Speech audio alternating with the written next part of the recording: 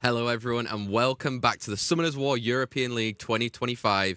It is the last day of our competition, which we've been watching for the past 8 weeks, technically now going all the way through to these playoffs.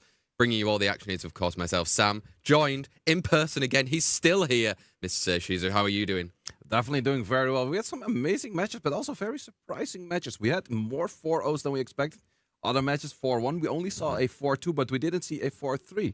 Is it going to be different today? It's going to be a bit of a longer day, or are we actually going to have players once again steamrolling through? Charge is sitting currently, if we start counting from after his lose, sitting on an 8-0 winning streak. Mental. Like, as well, he's probably wanting to try and carry that momentum going through to these matches today.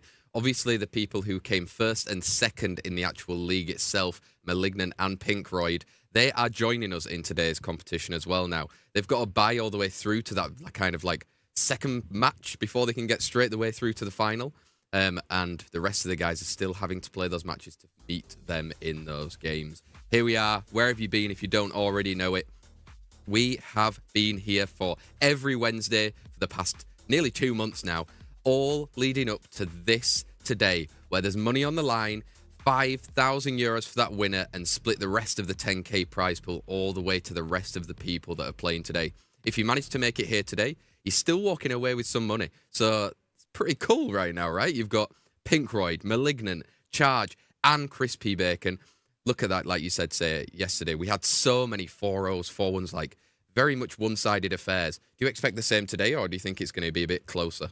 I think it might be a bit closer, but it's definitely going to be difficult to say as well, because in the end, what if the players prepared against one another? Some of the players always play pretty much the same style as they always do for, let's say, a Malignant or Crispy Bacon, whereas Pinkroyd and Charge like to play a little bit of everything.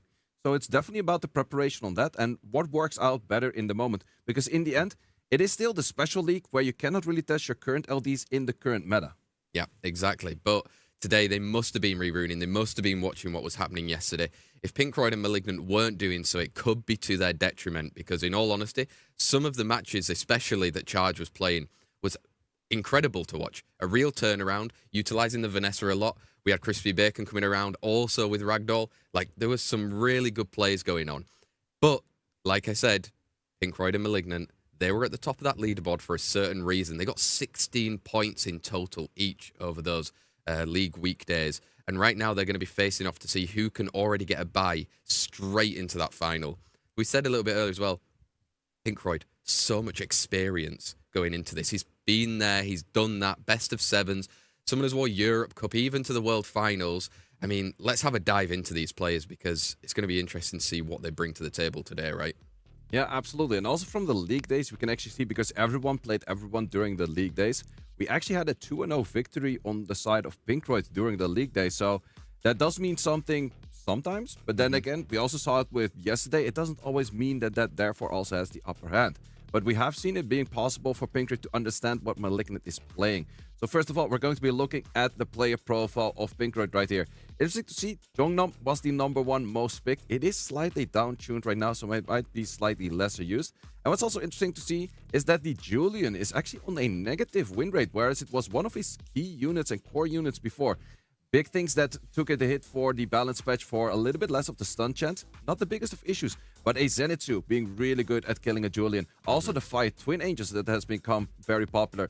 Really good at killing that Julian. Exactly, and I mean, we didn't say it then, but both of these players, if you actually look at their lowest win rate monsters, 4 out of the 5 is still above 50%, so they've been winning more than they've been losing right now.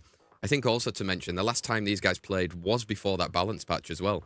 So the units like the Laura that maybe got a little bit of a nerf right now, how are you going to play around it? We see Jongnam in that top 5 win rate as well for Malignant. Do you think it's going to affect these guys?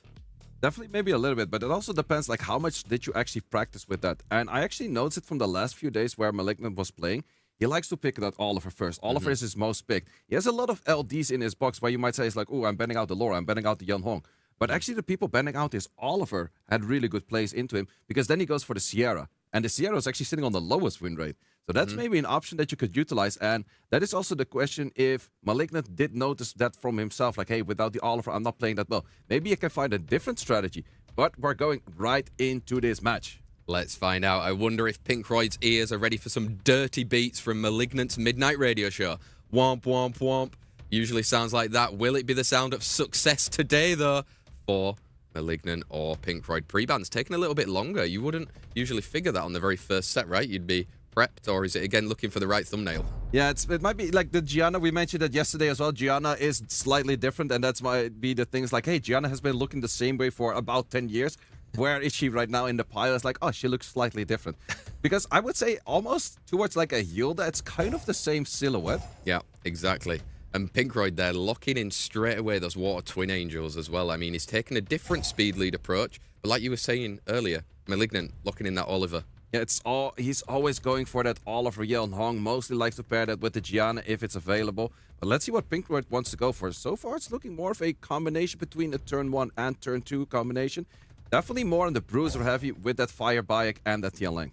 Definitely, but we know Pinkroyd, he can pivot so easily. I'd say normally his drafting is very much on the top end of a lot of players that are playing it. Not even SWC, just Summoners War in general. He has that finger memory and he knows what those units are doing. Malignant going in there for that Okeanos, recently buffed as well. Yeah, definitely going in very heavy on the stunts right there. But we also have the Jongnam being slightly nerfed. So interesting to see when you're talking a lot of stunts. Josephine is absolutely a unit that you could be looking at. On the other side, Angela is an interesting one, but I would actually be feeling more for her Fire Sister because there's a lot of units with pushbacks. There's 3 units on the side of Malignant that have attack bar decrease. It's the Okeanos, it's the Jongnam, and the Oliver. You deny that a lot more with a Lucia. Maybe. Angela is the sister that has been taken through by Pinkroyd, though. Zeratu coming out on the side of Malignant as well. We know how much damage on rats that he can do in matches. Yeah, and there's definitely some units right there that do not like to face off against that Zeratu. So I do expect that Zeratu being banned. On the other side, I do think you have to go for one of the passive units, but there's 3 on the field, and all 3 can be very annoying. Angela being taken out as well as that Zeratu, meaning we're going to be getting speed leads for both Malignant and Pinkroyd. This is our Summoners War European League playoffs, round 3 between Pinkroyd and Malignant. Yeonhong, let's take it away. Yeonhong, but we have a Twin Angels moving right after. If you go for a boost skill 2, it might not connect. Does go for the boost skill 2, does connect. Okeanos is moving next, but the Tianlang is moving right after. Do you go for the reset on the Josephine? No, doesn't actually go for it. So Tianlang, can you do something? Not too much is what we're looking for. No, one stun there on the Yeonhong. However, it is kind of open now for Oliver. Taking that strip from the Twin Angels. He'll be taking a turn probably soon. He's going to have to start controlling. Yeah, all eyes are on the Oliver. The Bayek is currently without any cooldowns, but the Bayek cooldowns are pretty short. So let's want to aim some damage in. That is a good arm break right there, but Oliver is definitely here to do some Oliver things. However, the attack bar gain is half due to the Tianlang. Yeah, Tianlang just being annoying on the field right now. And that was some good damage going into the Okeanos right now. I mean, one more turn away could be getting off the field. Almost, but we have Rain of Stuns that could do a lot of damage. Actually managed to stun all units on the enemy side, including the 2 wrong elements. Yeah, look at that, taking a full cycle through without Pinkroyd taking a turn now. And now Oliver really is in the driving seat. Tianlang, though, could be annoying still. Tianlang can definitely be annoying, but you also have the throwback of the armor break right now. If you throw back the armor break, you take the additional turn. The second skill, the spear, is gonna do a lot more damage this way. No, actually decides to go for the Tianlang right there to lower the cooldowns. Exactly, didn't want to get the stuns back on himself right now. And throwing out his own stuns from that Jongnam there. Yeah, in this case, Josephine, it feels like one of those units like, oh, the enemy is going to be stunning. My Josephine can do a lot of work. But the big issue is Josephine does need her passive on cooldown to make it work. And therefore, a Josephine into an Oliver is not always the best of takes. I think also with the Okeanos on the field, that's huge, though, to take that out. Yeah, that could have been a really big healing because the charge vitality from that Yeonhong is up. If you use it right now, it's kind of wasted. So I think he would probably rather opt for skill 1. Just a little bit of chip damage. But this skill 2 will probably take out that Josephine. Oh, and the additional turn as well. Can you even get a freeze out there? Not quite yet, but Oliver again can control those Twin Angels. And I think Pinkroyd might not be able to take a turn. Yeah, if you go for skill 2 right now, Blade Fang might take out 6.5k per hit without a defense break. That is so much damage. Definitely is. And like we see again, Oliver just controlling, keep pushing back. They're not going to be taking turns in time to get any damage off. Yeah, absolutely. And it does show sure that Pinkroyd had a few passive units sitting in there, but it was simply not enough by those resets from the side of Malignant. Definitely not right there. Malignant taking that 1-0 advantage against Pinkroyd right now. I mean, we've said it before, Pinkroyd has a lot of experience, very adaptable when it comes into this draft, you know, learn from that first set and now going into the second one. However, like you said there, Josephine maybe didn't quite work out in the pick there. Not really. I would have liked to see, like, in the end, the Angela, I think, was kind of okay. But what about you pair both of them, the Angela and the Lucia together? So in that case, one of the two can be banned out, but either the attack bar gain is just, or the attack bar absorb on the other side is nearly nothing, or you have that passive for the simple just cleanses there all the time. But in this case, we do have that Yan Hong banned, so Pinkroyd is actually not contesting the Oliver of Malignant, and I think that is the unit that is enabled by all of the other units, and I think that is more the core rather than his LDs, because every time that Malignant has the chance, he will go for that Oliver first pick. Yeah, but we've seen instant response now, changing it out instead of those Water Twin Angels then for Chandra with the 24 lead, as well as a Sekhmet. I mean, we've seen it before. Sekhmet, if she works, she works. If she doesn't, she doesn't. It's very much yes or no. Yep, that is the thing. But also the thing is, after her skill 3, does she work on the skill 2? That is also a big if, because sometimes she feels like a Neftis. Some other times like, hey, I was supposed to get heal blocks and armor breaks. Where are those? Exactly. And that's not what you want to be seeing from a Sekhmet user right there. Malignant responding with that Okeanos again, and this time throwing out the Laura onto the field again, maybe slightly nerfed from recent match balance patches, but a good unit. But on the other side, we have the good odd combination of the Sky Surfer together with his rat. Yeah. Does that signal a Zerato coming out on the side of Malignant as well? No. Ooh, no, we go for a Zinasek. But to be honest, I'm not sure what the Zinasek is supposed to counter, because in most cases, you want to be countering stuns. Sure, the Mayo skill 2 is a stun, Chandra skill 1, but it's not that much. No, unless there's a Despair Sekhmet out on the field. Could be mental, right?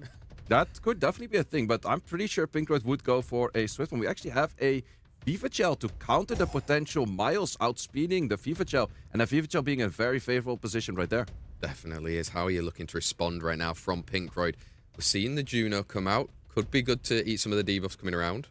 Yeah, definitely, but then again, the Laura skill 3, giving speed buff to the Okeanos. Okeanos skill 3, that is a lot and a lot of multi-hits, and I think you would half HP the Juno in just those 2 multi-hits. Boy, it's like having an Ibarra out on the field again then if she takes that additional turn. Ban's looking to come in right now. Is it too scary for a Viva Chell?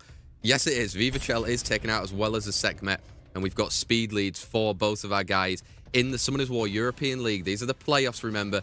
Pinkroyd versus Malignant. What's going to be happening now? Laura. Ooh, Laura taking the first turn, but do you want to go for skill 2 potential stun? Does go for the toilet, does get a stun, does get a slow, but there is the additional turn, and a stun is provided, but also an additional turn. Everyone is getting those right there. Wow, that was everyone decided to show up to the party right there. Oh, big resistance as well. Big resistance, so it's a lot of back and forth right now. Oh, once again, another stun from that Juno. Juno is still doing a lot of work. Also, the Oliver missing its skills right now. If you go for skill 3 in this position, you probably don't want to do it because the skill 2 of that Juno is available. Definitely, and he's just plowing that damage into the Okeanos right now. Gonna get some more healing through. A great additional turn for some more. It's a great additional turn, but a 5.3k heal is not that much to keep it alive, because all of the chip damage of that Miles, all of the chip damage of that Juno, it is just a lot of damage. Miles is doing 8k, Juno is doing 2k per hit. That is more than the full healing of a skill 1 of that Zinazek. Definitely is, and opting not to use that skill 3, knowing that Juno still has a skill 2 available there on the field right now. Big resistance again. Again, a resistance, and that's going to be an off turn from the Oliver next turn, where he cannot do any of the skills, so he will go for a simple skill 1. We have the Okeanos moving next. If I'm not mistaken, it still has the skill 3. But then again, you do have the Raccoon, and you do have that Juno just simply cleansing that off. Yeah, eating that up. A nice additional turn, but it's probably not at the perfect moment right now. Do you go for another skill 2? It can potentially also slow the Juno, give another healing potential right there. But you want to get the slows. Ooh, this not connect anything on that Miles. Yeah, Miles just being carried along by Juno and Raccoon right now, keeping him healthy. The damage output is going to be constantly coming through. Can probably take out Okeanos in that next turn. Yeah, absolutely. I'm pretty sure that this 8k will definitely take it out. And now is the position where the Zinasek, which was also slightly slower than the Okeanos, actually provided nothing for the Okeanos. Yeah, it seems as well like on the side of Malignant, he's had so many options for like skill 2s and skill 3s to come out, but he's just waited. He's had to wait. Yeah, you have to wait simply because of the Juno, and look at that damage. That was simply so much damage going in there. But we have the Raccoon taking additional turns. We have the Future coming in there, getting a stun. However, I would say that Laura would still overtake that Zinasek right there. It actually does. So it will remain being stunned right there. And the Zinasek is actually having 0 value in this whole match. Yeah, it's not managing to come out at the perfect time. Similar to have we said about Aviva Chell before as well. All about that perfect timing that you need in. Juno's doing some crazy damage throughout. Absolutely, we do have that bomb. It's actually good damage from a Sinistech, where you mostly see Sinistech being a little bit more on the tank side, not that heavy on the bomb damage side. This is actually doing a good amount of bombs. But the big question is, if you take out that unit, can you still deal with a Juno and a Raccoon? Exactly. There is a cycle coming through, though, right now. You can confirm a kill. Confirm the kill with the skill 2. Actually doesn't land anything in the Juno, which is very beneficial right there. But we have the Rat going for the Rabbit ability on itself. And let's see that he goes for a little bit more cycling. Yeah, just plowing in skill 1 damage from that Juno and the Chandra. Ooh, we were looking for sleep, because the sleep would have resulted in another skill 3, and another skill 3 would have done a lot of damage. This is the position you kind of want to go for the heal, but you kind of also want to go for the bomb. If you want to keep your Laura alive, you have to go for that heal. Does go for the heal. Does that have enough HP right there? You have to go for skill 3 right now. I am not sure if you're going to be doing enough damage for that about 40 to 50% health. That is a lot of damage, but it's simply not enough. No, I think Raccoon is going to be able to take some turns, give some healing coming through right now. Yeah, that skill 2 is available. Yeah, skill 2 available, just a little bit more healing. This is also the moment for a 40-40 already, and this is where a lot of units start dealing a lot of damage.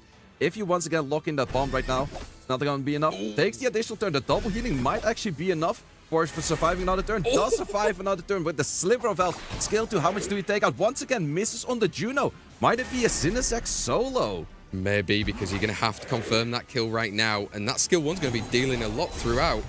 Absolutely, did not manage to get the stun. Also, the big question, is this Sinistech actually on a revenge set? Because if it revenges, doesn't revenge just there and is taken out by the units. But it was not shown on Will. It could be a revenge one. If it revenges at any given moment, you still get that good healing in right there. Exactly. Look at that. Pinkroyd turning the tables onto Malignant right there.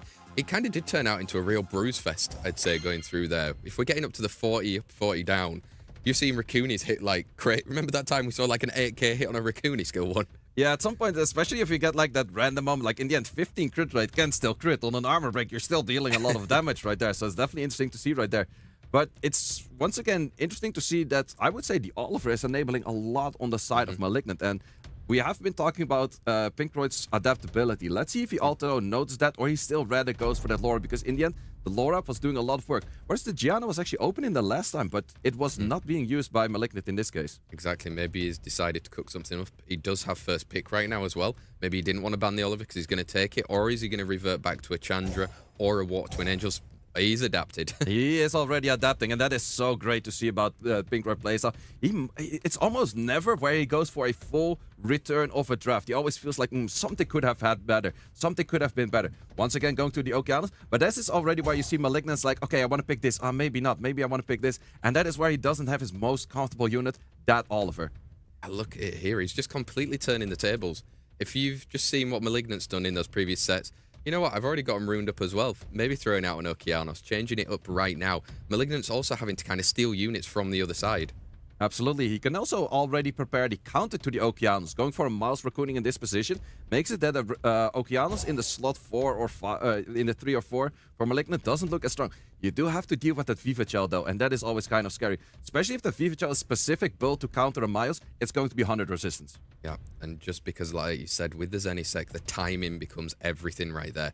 Are you fast enough, slow enough? That's a tongue twister, but you understand what I mean, right? Yeah, absolutely. And the thing is, the moment you go for Yeonhong, you go for Yeonhong's skill 2, you might boost up the Viva Gel to too much speed. And then she always gets the awkward turn. It's like, yeah, I just skill 1 someone for a few K, but that's not really what you want to do. You want to use that Song of Destiny at the right moment. On the other side, we actually see a light or a Water Gojo, which is a really interesting unit. Cannot be pushed back, but also takes a lot of turns. And on the skill 2, has a good amount of damage. Definitely does. And again, powering it up with the Angela. Maybe deciding he's going to listen to you and go for the other sister, but doubtful in this situation right now. Yeah, I would not go for the Lucia right here. The Lucia was mainly there to also counter the Oliver and counter the Jeongdam and counter the Okeana. So in that position, you really want to go for that Lucia. And the Zeratul. So there's two very dangerous units on the side of Malignant. I'm looking at that Viva Gel or that Zeratul. Yeah, Viva Gel, Zeratul. I'd say at the moment as well, you've got the only real big damage coming out from the Miles on the other side right now. Maybe it's, again, a battle of shields. Well, Angela won't be there, so there won't be that many shields anymore. With Zeratul also banned, likely to be taking speed leads for both Pinkroyd and Malignant going into this. This is now set number 3, remember. Can you look to be that first to re-extend a lead right in the middle of these sets? It's going to be super important to see if you can get to that final match. Taking that first turn is going to be that Yeonhong. And there is maybe that turn coming. Yeah, we definitely do see that the Vivichel moves all the way at the end of the units of Malignant. But what's interesting for me to see is that the Raccoon combination with the Miles is still there. It's mostly a dangerous combination to keep on the field. I think if you are fighting this, banning the Angela looks a little bit strange. Does look, you've got it open field right now. You're looking to use those stuns. Everyone's stunned up as well. But during the stun, you also push back the Miles. And because pushing back the Miles, the Song of Destiny doesn't have a great play. And you're gonna have that awkward moment of an awkward turn on your Vivichel. You have to save it for a later moment. It can be good at a later moment. But is it going to be Oliver is taking turns? But the first 2 turns are not going to be that useful. Exactly, and with that stun, you're not going to be able to boost up right now. Yeonhong can though. She can look to boost somebody up, but is it a waste for the heal? It definitely does feel a little bit of waste of a heal. Maybe you would put a glancing somewhere and then make your way from there. Not too sure about glancing the Olive because Olive is still at cooldowns. It's a despair unit right there. And it's actually despairing that Vivichel, which is the main danger one. Definitely is. He would have loved an extra turn from an Oliver right there to start off the cycling a little bit more. Maybe you can also push up that Miles. Yep, push up of the Miles, and Miles Raccoon is once again taking it over, and that's why I was confused about the Angela being banned. Angela does have a lot of value for the cleanses, the healings, and the shields, but in the end, Raccoon can boost up a speed buff for 12.5k miles. That is so much damage. So much damage coming out right there. And I mean, it's a pretty simple formula. We've seen it before with a Raccoon and a Miles, and right here, right now, it's doing enough damage for Pinkroyd. Yeonhong has to do something about it. Yeah, absolutely. Okeanos, do you have any skills? Does have all of the skills available right now. Maybe with a bit of pushback, you could go for the Song of Destiny on that Raccoon. Is that maybe the play over here? Blade fan coming in, going into that Oliver, and it's enough to take it out. We don't have any skills just yet. We do get a sleep. We do get an additional turn. Do you go for the Raccoon on that skill 3 right now? I think you might want to do it. No, actually goes for a little bit of healing. Yeah, going for that healing. Again, Okeanos coming back. Does get the cool time onto that Water Goja right now, but Raccoon again, healing it up. Yeah, Raccoon could still do a lot of work over here. Sure, it's still dangerous for the right moment on that Vivichel, but is that right moment gonna come? Is he going to use it right over here? Not really the position you do want to use it at. No, and with Miles just taking that turn afterwards, he's still doing 10k hits through Hearsay. It's a lot of damage, but I also do like the little bit of more chip damage from this Vivichel. Vivichel's on crit rate, which you don't always see, but the Vivichel crit rate is still doing 4.5Ks, which is good chip damage throughout as well. This may be a moment, though. You've got that turn with Miles taking it in front of the Vivichel right now. Oh, but once again, the HP is already that low that switching doesn't really have that much value. So far, the Vivichel has, if it was a Triana, it would have done the same thing on the field, maybe even better. Oh, he's gone for it with that Water Goja right there, but you see, nothing. that didn't switch anything except for you deciding, like, I like my unit sleeping at this moment. I'm not really sure about that skill. Skill 1 would have definitely done a lot more. Maybe it was just a mispress of the skill itself that he thought he selected skill 1. But yeah, that Vivichel just had 0 value in that whole match, I would say. Again, all about that timing. And super interesting that I think he almost used it, saw what happened and went, nah, I don't want any more of that. Yeah, it's like, I'll just confirm that I lost this one myself. Let's go for that one in the moment. We're going back to a Yeonhong ban. Yeah, Yeonhong being banned out, but that does mean the floor is open for that first pick of an Oliver back to the side of Malignant. He's taking out the Hair Gang on this side as well. We haven't seen it from yeah, Gianna. That means one thing. Any Gianna owner that pre-bans the Hae Gang, you know is going to be picking that Gianna right there. But that is something that Pinkroyd can very well read as well. So let's see what's the counter for him against a Gianna. Yeah, we've got those Water Twin Angels locking in a 24 whenever he can't seem to get that Oliver out of Malignant's draft as well. We've got Okeanos coming out again, another steal. And like you mentioned there, say, Gianna has come out onto the field. Yeah, let's see what he likes to pair that with, because Oliver is already great for the follow-up, but you need a few more things for the follow-up. Plus, you're looking at a second speed least, most likely. And the units on the side of Pinkroyd are most likely already outspeeding you because that Twin Angels is swift. Then the big question is the Gianna swift or is the Gianna violent? Partnering up with that Zenisek again as well. Wow, Pinkroyd really changing things up then in this fourth set right now. Yeah, absolutely. Going for the Twin Angels and going for that Irene, which I think is a really strong combination throughout. There's a lot of potential for resets on cooldowns. There's a lot of potential for boosting your own cooldowns up. Irene putting something in the back. The Zenisek does not counter that, so I do really like the draft of Pinkroyd right here. But let's see what Malignant has to say about it. Exactly. When you've always got a Laura in your box, she's still ever present when it comes to the drafting phase right now. Just to be, if not annoying, for the rest of the team on the side of Pinkroyd. And partnering up with a Sekhmet that could look to disrupt. Yeah, it's definitely an interesting one right there. You could... Okay, Tetra, that is what I've been talking about with Pinkroyd. He has so many units ruined. He finds like that super random units like, oh yeah, that was also a good counter against those things. He just finds those units and he plays it right there. In this case, would it be better than maybe a Veramos? I'm not 100% sure, but if you ban out that Oliver, it might definitely do a lot of work. Wow, Oliver being banned out as well as those Water Twin Angels right here. Pinkroyd is cooking something up right now, taking a 41 res lead as well going into it. The attack lead from Malignant. We're here. It's a Summoners War European League playoffs, set number 4 between Pinkroyd and Malignant. Let's see, Laura's doing a lot of damage on that skill 3 always. We did also see that this Zinizek does have good damage on that bomb. The only way that that bomb would actually go off if something takes an additional turn before the Tetra move. Oh, but is it going to happen? We've got that skill 3 big stuns coming out right now. Are you looking to try to get some heal blocks out? No, the reset. The reset is there. Heal blocks wouldn't have done all too much because the Tetra moved right after everything took a turn, so that's 2 turns. All of those debuffs would have been gone. But so far, we have a lot of stunts and things going back and forth on the side of Malignant, and I'm not sure if a Tetra is going to be enough. Yeah, it might still be enough, though. It's...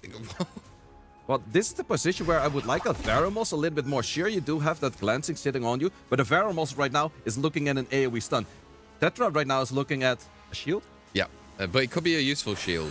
Deciding to put it out on there onto the Fire Twin Angels. Big sleep as well, though. That is a very crucial sleep because on the other side, the Rain of Stones was available. But the answer is it was available. During a sleep, you cannot perform that. We have a lot of extra turns on this Zinizek right now. Yeah, managing to get bombs and the stuns going off against Pinkroyd right now.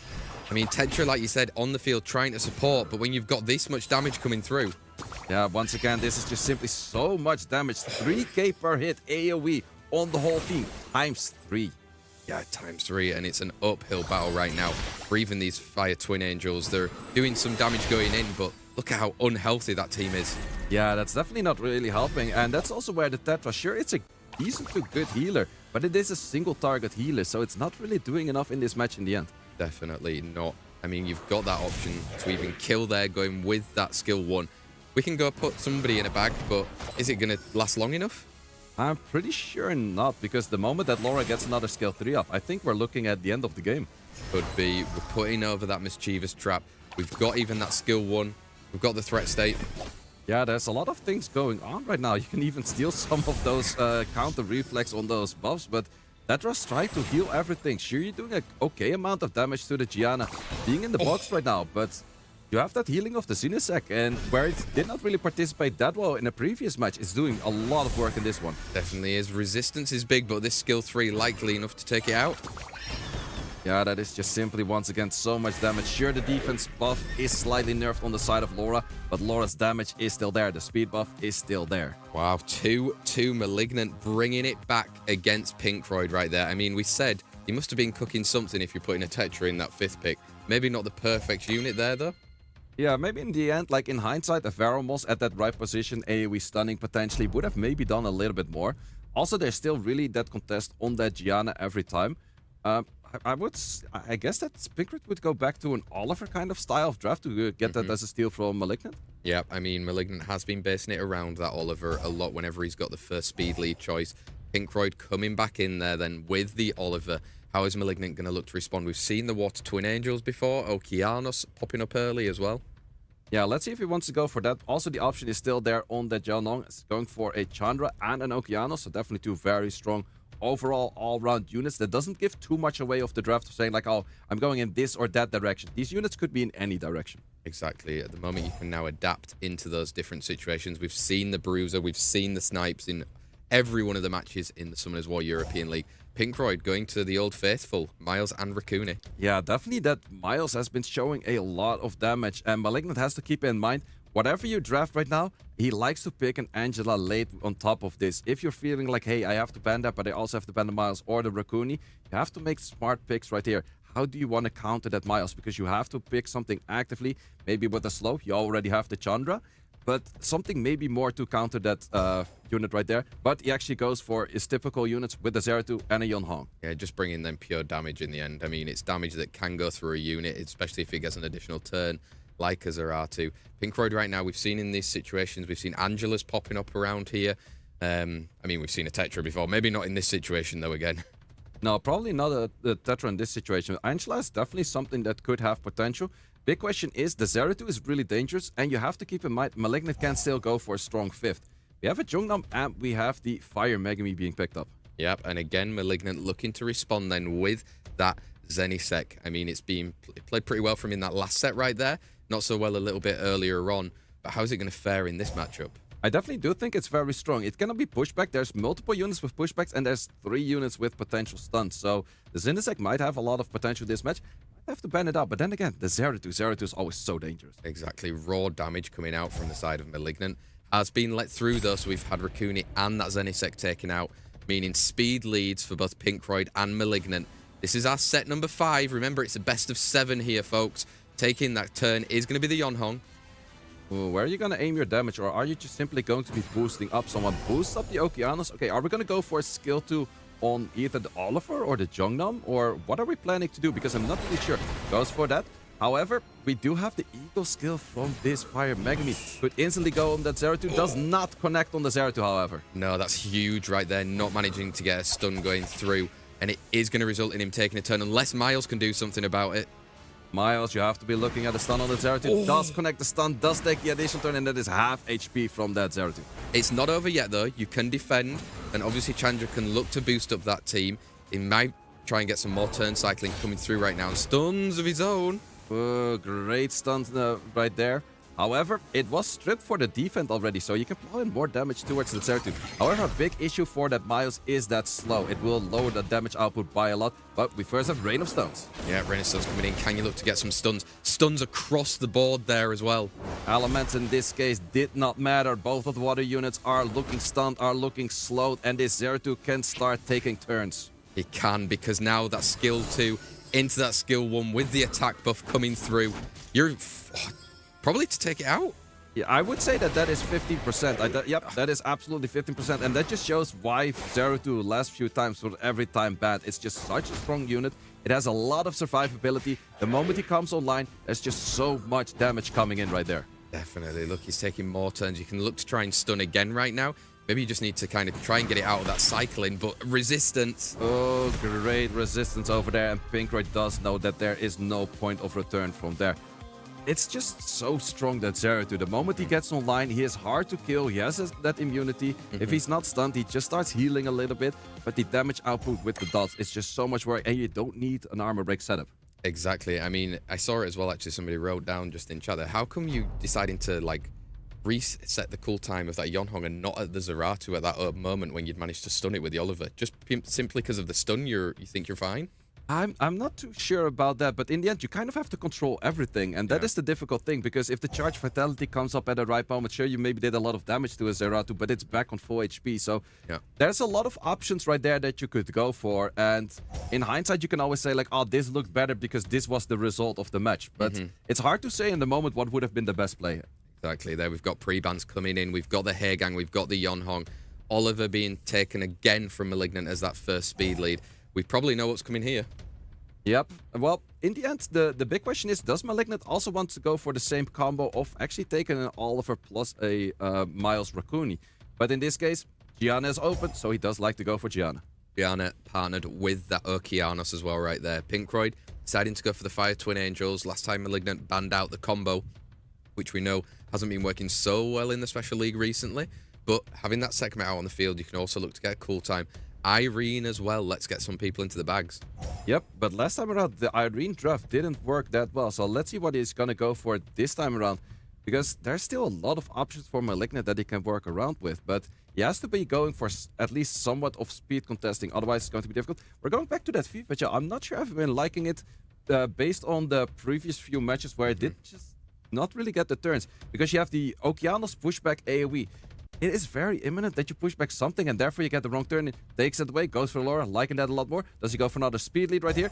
That is definitely a speed lead right there. But this is also something that we talked about earlier here on the cast. This is where you want to lock in the Nobara. If you lock in Nobara, it's pretty much a guaranteed ban. Yeah. But it would be an insanely strong unit right there. Exactly. Maybe deciding to opt for that Fire Megumi instead, knowing that the Nobara will be an instant ban. Maybe the Megumi not so much.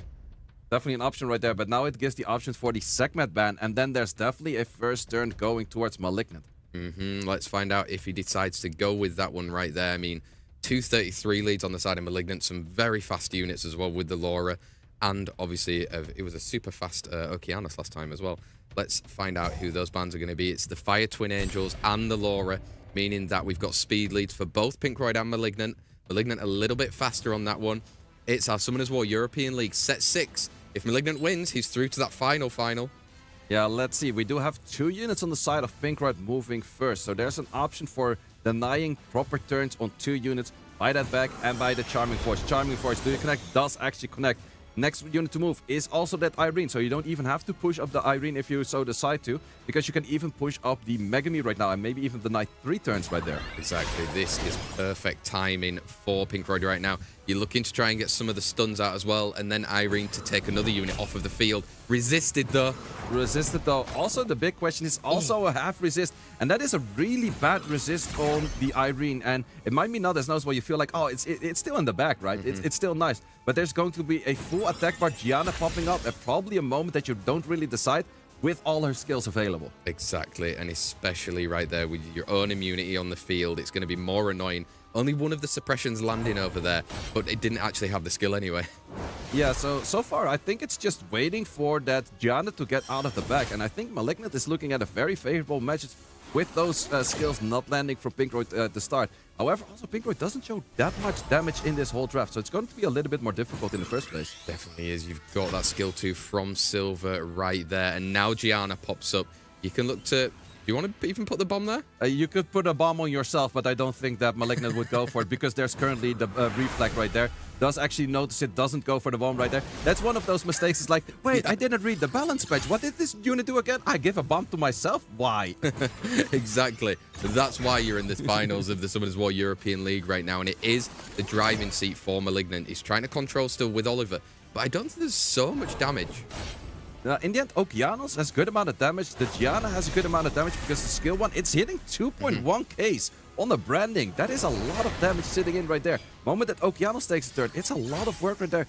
How is on the other side, where is the real damage coming from? I would say that Irene probably has the highest damage output. Exactly. Seal coming out right there, but in the end of the day, this does look like Malignant could be finding himself into that final.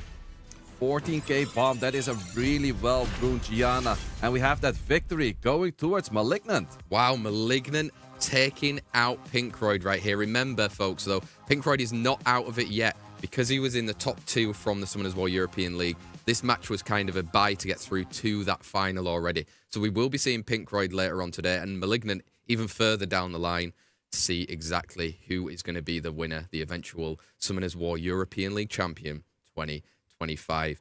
Well, I mean, it was up and down again. We've kind of had it going one way, then it switched swiftly in the middle back to Pinkroyd, and then Malignant was like, nah, I'm taking it home right there.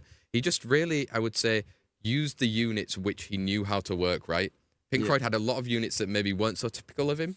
Yeah, that's the thing. Like, in the end, Malignant had a lot of LDs that he was working with and worked very well for him, whereas on the side of Pinkroyd, we did see that Tianlang once. Yeah. And the other LDs were just not really showing there. So, as one might say, he was still playing the Special League. Definitely was. I mean, if you're popping out a Tetra, maybe you were playing a previous Special League with only 4 stars, you know? Well, the current one as well, where you normally want to rock in Evaramos. Yeah. Now, in the Special League, you can't do it. You go for the Tetra. It's the next best thing. But in the end, what worked very well for Pinkroyd in most matches was that Miles Raccoon combination. But the moment that Malignant figured it out, it's like, okay, I just got to break those up, play in a certain way that those are not playable that much. Yeah. That is where Pinkroyd just had more difficult matches. Definitely did, and that's why he's finding himself now having to face off against one of the following players that managed to progress through from yesterday, where we actually do have Charge and Chris P. Bacon. They managed to go through a total of 2 matches each kind of on the way yesterday, all the way through to join these guys in the final. And I mean, they need to just carry on their momentum right now, right? I mean, you've played yesterday, you've got some wins under your belt, got some set wins. You need to take it forward against your opponent today. Pinkroyd 2, Malignant 4. Both of them, you can see their names have progressed through into the different stages. We will be meeting Malignant in the final of the Summoners War European League. But what will Charge and Chris P. Bacon have to say about it? I mean, they both had very different traveling stories from yesterday. Charge really on an uphill battle the whole way through. Crispy Bacon already securing only to have to play one match, but it was also against Best Spoon, who did perform pretty well yesterday. Yeah, absolutely. Where Bespoon, I was not always really feeling his drafts during the league days, but during the playoffs, especially his first match that he played, he was playing very well. But in the end, Crispy Bacon just shows with his playstyle, that ragdoll, it showed so much potential. However, the interesting thing about these two players is both of them own that ragdoll. Exactly, and we saw just how much damage those ragdolls were doing as well. Yes, I think it was 17, 19k hits on skill 1, skill 2s. That's really a lot of damage. It did still show that Crispy Bacon is going for a very slow ragdoll, because that's the big question. Do you go slot to attack, slot to speed? And definitely he's going for a slot to attack right there. But let's see if for Charge, because Charge does have a ragdoll, and mostly owning a unit also does make you know how to play against the unit. Exactly. Why did the Bacon bring a charger to the party? Because it needed to charge up its sizzle. Let's see if it's ready for the sizzling competition of our Summoners War European League right now. Crispy Bacon doing his homework there. Absolutely. So we do have that Vanessa being pre-banned. And actually, I think Charge was like 8-0 with a Vanessa first pick all that time. We do have a Chandra being first picked by Crispy Bacon on the other side. That is already a great ragdoll counter. Irene in general is a great ragdoll counter, but you only counter the ragdoll if it is actually picked at a later moment. But now we see that Athena on the side of Crispy Bacon. Athena mostly does mean that you're going to be picking a ragdoll on the other side. Yeah, exactly. And straight there already from Charge, we see that ragdoll coming out right now. He knew it was happening. I mean, Crispy Bacon was prepared, obviously, with that Vanessa, but this is going back to what was working for Charge yesterday. Absolutely, I'm really liking the draft of Charge. Like, if we pick out individual units countering one another, the Miing insanely good against that Gianna, the Ragdoll insanely good against that Athena. Crispy Bacon, what do you have for your slot 4 and slot 5 that is strong enough that you might even have the potential ban the 5th of Charge? Exactly, we're seeing Ciara, so taking through another speed lead. We've got an extra bomb that can actually be detonated in this case as well to get it off on the side of Charge. But who are you looking to partner it up with? Some immunity? Valajul is actually an interesting one where I think it kind of like slightly faded out of meta, because yesterday we didn't see any Valajul at all. I think in day 7 of the league we didn't see any Valajul at all, or barely any. So let's see how that would work out. On the side of Charge, there's not too many strips except for the skill 3 of that Irene. So it's definitely a well-placed unit right here, but let's see if it's going to do enough. Exactly. Maybe that is what Crispy Bacon has seen. There is limited strip on the side of Charge. If you can get that 3-turn immunity up, hopefully you can survive through it. But Charge has got his own immunity. So that's definitely signaling a Valajul ban right there. That's not a Valajul ban. Very interesting to see right there. Because I would say that if you only have one strip, Valajul has a lot of value. Then again, Gianna skill 2 and Athena skill 2 cycle out of immunity pretty fast. It's here, our match number 2, Charge versus Crispy Bacon. The winners from yesterday, and Etna's going straight. And can you get that stun? Does not connect the stun. No activation on that just yet. Are we going to go for the back on the Gianna? Does go for the Gianna. Do we fully connect it? We do fully connect it right there. Exactly. This time taking all of the attack bar through as well right now. Miing has that skill 2 available. He's going to be annoying with any revenges coming out. Well, that is the good combination of a Miing together with a Irene. You can give that threat state towards the unit that has a reflect. You have to start hitting it right now. You do. I mean, you can look to try and get some more the immunity, but it seems maybe a little bit of a waste at the moment. I would definitely still go for it, because the moment you don't go for the immunity, you might get armor broken and an unfortunate moment at a later time. Let's find out. You've got the skill 3 available. Looking to get out some slows right now. That additional turn is going to be annoying with the threat state. That is definitely going to be very annoying, because you also did lose your immunity right there already. If you go for skill 2 right now, that is going to be a lot of attack bar for the Ragdoll team. Yeah, look again with that threat state. You're just able to plow in more damage from the revenge of that Miing. Look at Chandra. Yeah, Chandra's not having too much fun with this hug on the ally right now, because it's just simply dying off. And this is the thing where the Athena is normally a really good pick, but you don't really want to be picking Athenas into Ragdoll players. Definitely not when you've seen how much damage can come out from these Ragdolls right here. You've got an option for defense break, a little bit more healing, but it's probably too late, too little too late. Absolutely, like the additional turn in the end. Also, this shows that it's a pretty tanky or not that much damage on the side of the Valajul. Both options are there. If you go for skill 2 right now, would you take it out? 5k per hit is good damage though, but I think it's still definitely an uphill battle, because the Miing is moving next. It is moving next, and if you can just get some more chip damage from this Irene and from the Olive, you can likely take out an Etna soon. Yeah, let's see what he goes for first. Well, we have the Oliver resetting, so you would have to get an additional turn into the Sanctuary if you want to get anywhere. However, we still have that bag being back from cooldown. So if you land it anywhere right now, does once again fully connected. And now all eyes are on that Miying to simply take out that Villager. Exactly. Look, put the threat state on, put up your skill 2, come and hit me, Velajool. Maybe don't come and hit me because Crispy Bacon didn't want any more of that from Charge. Charge carrying on his momentum from yesterday, they say. He is on a 9-0 if we start counting after his very first lose. Is he going to go for 12-0 looking at this? Dude, crazier things have happened, I believe. But Charge is just on an absolute storm right now. I mean, he's going to have that Vanessa as an available option if Crispy Bacon doesn't look to steal it as well in this matchup right now. Wow. I mean, that was, again, just clean. Do we go for Trauma pre-banning with the Miying right now? Because that is the unit that I'm very scared of right now. Actually, no Trauma pre-banning on that Irene. I think Crispy Bacon recognizing that the Irene was very, very fast and probably utilizing one of the sets from Charge that is super strong. So let's take this out. We're not really taking out the unit as much, but also just like the rune quality, right? Absolutely, but Charge going back to his very comfortable unit right now, sitting with that finesse on the other side. We have Crispy Bacon more playing a Crispy Bacon style with that Dark Megami. Exactly. We saw it yesterday. It was landing good defense breaks. It was landing good AoE damage right there. But again, if you're hitting that AoE damage, what are you going to do? It is AoE, and I'm not sure if it has a lot of crit rate right there. Might be a little bit of an early ragdoll. Okay, interesting style. Well, this is actually the point where you normally want to pick an Irene. But you banned out the Irene yourself, which is actually then working against you. But then again, you couldn't have foreseen these two drafts from Charge right there. Then again, Zeratul is always a very good pick into those. Yeah, look at all these dark units appearing for both Charge and Crispy Bacon right now. I mean, Zeratul, again, if he gets online, can do a hell of a lot of damage going through there. It's going to be some good damage coming out. Absolutely, but let's see what he wants to pair that with. He pairs that with a Hey Gang. Interesting, because he doesn't have any form of sustain on the side of Crispy Bacon right now. Charge could definitely go towards a little bit more sustain, or a Sonya. It's definitely one of those units. Zeratul, most of the time, you either want to ban it, or you want to just snipe it. You don't really want to bruiser it. And that is exactly what Charge is doing right now. Yeah, he definitely is going for some sort of snipe. But we know the rune quality of these guys within here. I mean, it's going to be intense to see if he manages to make it work. And they're partnering up with a Wedgeat. Not too sure about the Wedgeat, because the Wedgeat doesn't show too much. Like, sure, it might be boosting up the Ragdoll and the Finesse and the Pader a little bit, but that's signaling a Sonya ban for Crispy Bacon. And if he can put it a good 5th right there, not too sure about the 5th on that as well. I would have liked to see a little bit something more sustaining, Angela, or any other thing along those lines. Let's find out. They've both taken speed leads into our playoff set number 2 between Charge and Crispy Bacon. Can Charge carry on into that 9 wins of sets? Yeah, let's see how that works out, but it's curious to see where the actual damage is gonna come from. Sure, the Megami setup might be nice for Chandra skill 1, but is that going to be enough in the end?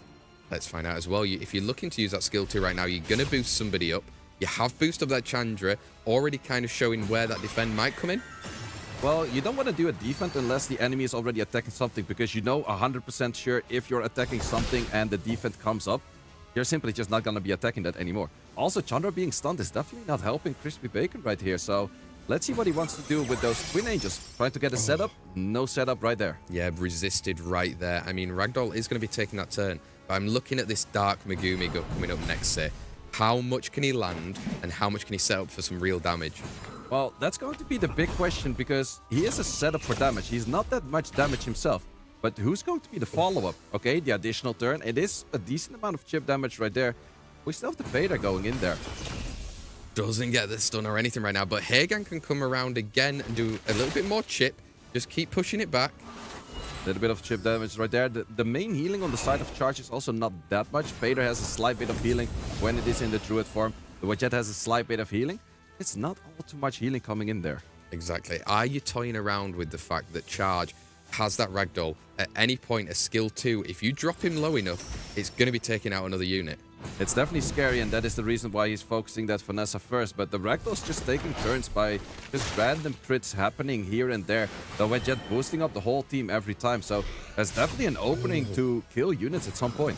I mean, that's the opening right there with that Patter. Getting a 20k hit coming out right now. And I don't know where the rest of the damage is coming from Crispy Bacon now. Yeah, absolutely not sure about that as well. This is almost one of those positions I would say I would like to see a unit on that 5th position, which is now the Twin Angels, that could perform a solo. And then I could even think about a Chow. Chow would actually seems fitting in this draft. I've never thought I'd hear the day when you say Chow could fit into this draft. Yeah, absolutely. Well, I would say Camilla maybe still better. But, but then again, against the immunity, maybe Chow is a little bit better on that sense. But I think if he just had like something that had more protection, we're talking Raccoonis, we're talking Angelas, those kind of units would have done so much more than the Twin Angels, because Twin Angels is set up for the setup, But who's going to actually score the goal right here? Exactly. You've got to be scoring those goals at the end. And with that Vanessa still being alive, can you even just land a defense break on one of these water units? Yes, you can. Apparently you can, and if that's going to be sticking in there long enough, Ragdoll on armor breaks, we have seen it do a lot of damage from the side of Crispy Bacon. Let's see how much damage that is on the side of Charge. But first we have the Vader moving, which can also do a lot of damage. Wild Blow, we're looking at an 18k, and that's an insane hit right there. Followed up by the Ragdoll, and Ragdoll didn't even have to perform his magic right there. Dude, what is going to stop the Charge train from carrying on in this Summoners War European League? He has been on an absolute storm since that very first set, which he lost yesterday. He just hasn't even taken any hits since. No, and also the way he's winning, it's not really like close matches. Most of those matches he has like 3-4 units alive every time. Banning out that Zeratul, absolutely liking that one. On the side, we have that Vanessa pre-ban right there. So let's see what Crispy Bacon goes for right now, because he does have the potential for going a Gianna plus a Megami. But he likes to have that Ragdoll, but the Ragdoll simply every time stole it. Ragdoll first pick, is that going to be the game? No, we actually don't do that as well. Yeah, so annoying when you know that your opponent has it and it's a stupid idea for it to be a first pick, but you still want to have it. Where do you then pick it within your draft to have the mind games coming through right now? I mean, in all honesty, Charge is in probably the driving force with the mentality as well right now. You know, you can pop up your Ragdoll Crispy Bacon, but you're also 2 sets down, friend. Yep, absolutely. And that's a very early Megami. It's basically not really a first pick. It's more of like a 4 or 5 pick. We have the Irene already locking in. And that is actually very interesting, because I was going to say, if Charge goes for an early Ragdoll right now, Crispy Bacon is going to go for an Irene. But no, Charge is already taking that Irene. And that is the point where the Crispy Bacon Ragdoll just doesn't fit. Charge is playing this so smart around the Ragdoll, denying the Ragdoll on the enemy side, giving good potential for Ragdoll on your side. He's just playing it super smart. I mean, you have to be playing it smart if you're managing to get all the way through to this part of the competition right now. Gianna coming out on the field for Crispy Bacon, and what's an answer for a Gianna? Yeah, every time the Gian is that Miying, but also, do you really want to Gianna into your opponent having Miying and Pater? Arguably the 2 best counters in the game against the Gianna. Is it one of those things where you're in the draft phase and you just instantly forget? And you see a Gianna and you're blinded by how nice she looks now? Maybe you can pair it up with a sister. Also looks very nice, but it's definitely one of those things I would keep in mind. And we see that Sonya being a less pick, but I would definitely think we're gonna say goodbye to that Sonya. And I could see a world where Charge even doubles it down with the Hey Gang in the final. No, actually goes for a Athena right there. Still ban on that Sonya, in my opinion, though. Yeah, maybe you still have to, but maybe on the speed lead for the side of Charge, just so you know that Etna can't take a turn. We've seen how fast that Irene is. If it's on a set anything similar with that Etna, it's going to be rapid. Yeah, absolutely. But then again, there's 2 speed leads on the side of Crispy Bacon, so banning out the 33 might not take it enough if that Sonya actually takes out your unit, if he bans your speed lead in response. So I would definitely go for Sonya ban. No, actually does go for the 33 lead. But now is the big issue. There is a 24 lead on the side of Crispy Bacon. That Sonya is going to outspeed. But who do you take out? Either the Miying or do you go for the Deathknell? Exactly. Do you have enough attack right there in our playoffs? It's set number 3 between Charge and Crispy Bacon and Sonya. Have you got it? Big question. And who do you take out? Where are you going to go for that skill 2? I think you have to send it on that. Yep, right over there on that Athena, takes it out, but now Gianna critical arrow isn't really gonna do all too much because those units just simply cleanse it up, and now we're gonna put a unit in the back, but do we fully connect? Exactly, you need to land it inside the bag. Does manage to get it and that pushback as well. Only Ciara left on the field. But once again, we have the perfect rotation with a counter and the threat state. You have to hit it, but you do not want to hit it. And this Miying definitely does want to hit you. Definitely does right now. And I don't think a skill 1 is likely enough to take it out right there. No, Ciara will have a potential for dropping a bomb. Oh, that was actually closer than expected. Bomb does not connect. Not connecting right there. And right now, Ciara is going to be having to hit that Miying. He's still got the skill 2 available even as well.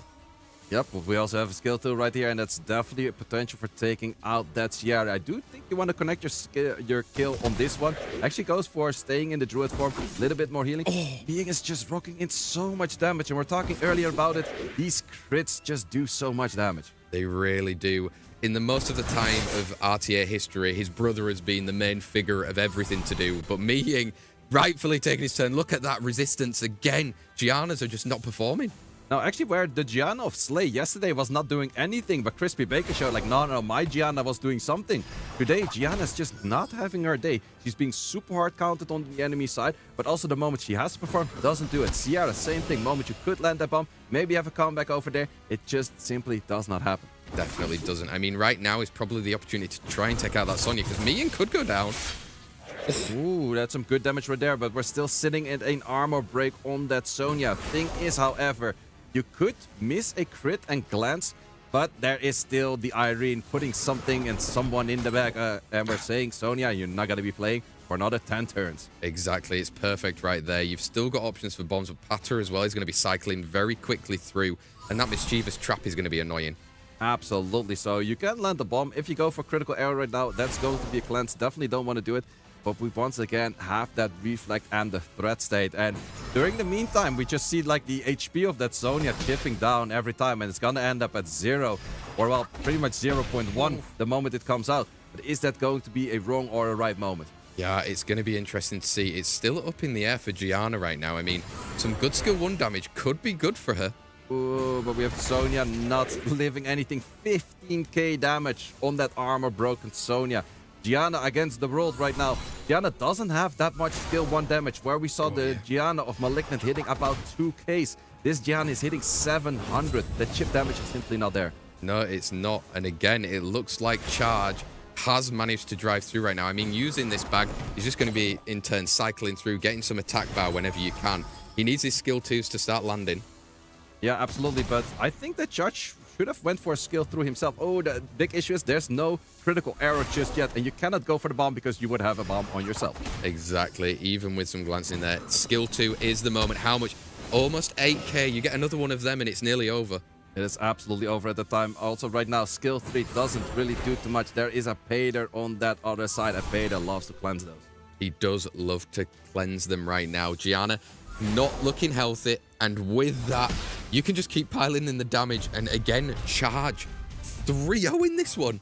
He's at 11-0. If you have a good day in RTA, have you ever gotten to an 11 win streak on the leaderboards, let alone in a actual tournament setup? That is really insane. This reminds me from back in the day. I think it was the year where Felicity won, back in 2021. He won 7-0, winning all of his matches from the start to the finish. Charge is the first player that I've ever seen doing that from any region, getting this many wins without a single lose.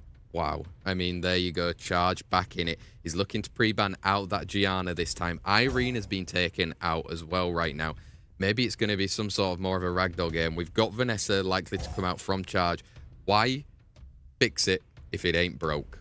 Absolutely. And we actually have Crispy Bacon getting his first ragdoll game in, but no Irene this time. So that's definitely a good counter against the ragdoll, not on the field. But let's see if Charge also does know how to play. But then again, the man is sitting on 4 match points. 4 match points. I mean, this is probably the moment for Crispy Bacon to just go balls to the wall, to be honest. I mean, you've got to do something right now. Absolutely, but I'm loving those 2 units into a ragdoll right now. There is definitely an option where Crispy Bacon goes for a Leo setup against that Miles. Maybe works his way around there. But if the Leo is there without any other proper units that also become a must ban, it is going to be that Leo ban. There we go. We've got the Dark Megumi coming out there alongside the Oliver. Again, typical Crispy Bacon kind of draft, I would say. But is it enough? It hasn't proven to be enough so far in the sets. And are we going to see, the Raccoon coming out? Yeah, the Raccoon is coming out. But is this also maybe slightly a bit of an opener for a Lydia 5th pick on the side of Crispy Bacon? Because these are kind of the draft setups where Crispy Bacon does like to go for Lydia, which might be there. Valantis is a little bit dangerous. But in the end, the only actual heal is on the side of that Raccoon. Yeah, I mean, is it even a moment for Nabari? You're seeing that Shahak coming through. You're seeing the Volantis. We saw it yesterday, 1 proc, and it's 50%. Absolutely. Like, I think if we would put in a Wind Nabari right now, it's pretty much a guaranteed must ban because you simply don't want to be facing that. we're gonna go for an Amber, which is a really interesting unit that we don't see all too much, unless it's actually a full setup with the Hay Gang and everything going in. And we're actually gonna see this Amber in play. Here we go. Speed leads for both Charge and Crispy Bacon. Let's find out if Charge can carry on that momentum and get a 4-0 right here. That's going to do him wonders going into the next match. If he can even get there. Miles, it's up to you. Miles is stunning that Amber. So Amber is not taking that first turn unless there's an additional turn. Also, the units on the side of Charge are faster than the units on the side of Crispy Bacon. However, we do have that Ragdoll having something to say about it. Exactly. And the resistance right there. Resistance of its own from the Raccoony right now. Looking to defend the Amber while it's stunned up. Yeah, let's see if the Amber can get online, because that is the big unit. In the end, Ragdoll did show that it can do a lot of damage, but in this case, there's no armor break, so that's a lot less damage potential. But the actual damage is gonna come from that Amber, mainly provided by that Ragdoll getting faster turns. Exactly. Right now, the Shahat has not taken a turn. Again, Vanessa's just on that field, so are you just going to keep tagging it damage, or do you think you can get through a Raccoony twice? I think you have to kill the Vanessa, but the Vanessa has been shown to be very tanky. Still good damage right there, but if we get the silence, we do get the silence. So Amber, which was the main damage dealer, cannot go for the AoE. Plus, it's already dotted. Yeah, it is dotted right there, so Shahat's going to be loving that right now. I mean, in all honesty, Raccoony as well on the field. We can get some more healing in. Vanessa was almost at half only a few turns ago. Yeah, absolutely. So we once again have a defense that's actually very beneficial for Crispy Bacon right there.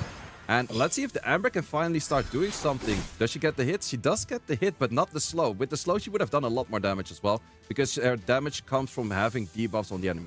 Let's find out. That Torrent is going to come into the Vanessa. Only an 8k hit, and again, Raccoony is on that field just to prevent and heal a little bit more right now. I think it's how long that Vanessa can stay up for Charge and if he can get that 4-0. Absolutely, and I think there's actually two units that we're looking at. We're looking at the Amber. How long can the Amber survive? We're looking at the... Well, Amber cannot survive for that much longer while being stripped from that defense and getting that double hit from that Shot right there. Exactly right there. I mean, was it really worth doing that extra hit, or do you need to start targeting someone else right now? I think it is good to connect the kills, because in the end, the moment that the Amber is off the battlefield, the only damage that is there is going to be that Ragdoll. So that's a lot less dangerous. And now he can start working on the next units. He can, and he's got that silence on an Oliver. It's going to prevent any turn cycling right now. But again, if that Vanessa goes off the field, it's one extra life that he doesn't have to think about. Absolutely, and once again, this Ragdoll showing a lot of work. If this Chandra gets an additional turn, gets the hug, and does not get in this case, do we go for armor break? We're still chipping units one by one, leaving the Ragdoll all the way for the last. Exactly, and you can just keep doing some more good damage. 10k hits coming out. That is a lot of damage right there. It is not enough to kill him, but maybe a Raccoony skill 1 on an armor break would do enough. 10k hit. This Ragdoll doesn't even need the armor break, and it's still doing a lot of damage on already known a very tanky unit right there. But let's see if this is enough. That would definitely be enough right there. We have another round of defense coming up. It is pretty much Ragdoll against the rope, because the Chandra's only gonna live just a little bit longer. Yeah, it is. And right now, you're looking to hit, hoping for no more crits, so you can't get that Ragdoll coming through anytime soon. It's going to be dangerous, though, with the skill 2. Oh, can you take out the Sahat in this case as well? Does take out the Sahat. This Ragdoll is really insane. But then again, it is Ragdoll against Miles Raccoony, which is known to be one of the stronger combos. Big question is, Torrent at the right moment, is it going to be there? 30% attack up. Oh, this Miles is showing a lot of tankiness. You want to get a stun right now as well. Does get the stun. Does get the stun, but he also had the simple boost, and he can clap the final hit in there for another 4-0. And we have Charge sitting on a 12-0 victory streak right there. I don't believe it. Like, honestly, from that very, very first set Charge played against Scribblebibble, and he lost that first set, he just turned it around and has shown up huge at the Summoners War European League. I mean, Crispy Bacon as well yesterday managed to take out a best spoon with the Ragdoll, and then he's come up against Charge, who was just so well prepared. He almost just could play around the fact that he knew people were going to take that Vanessa.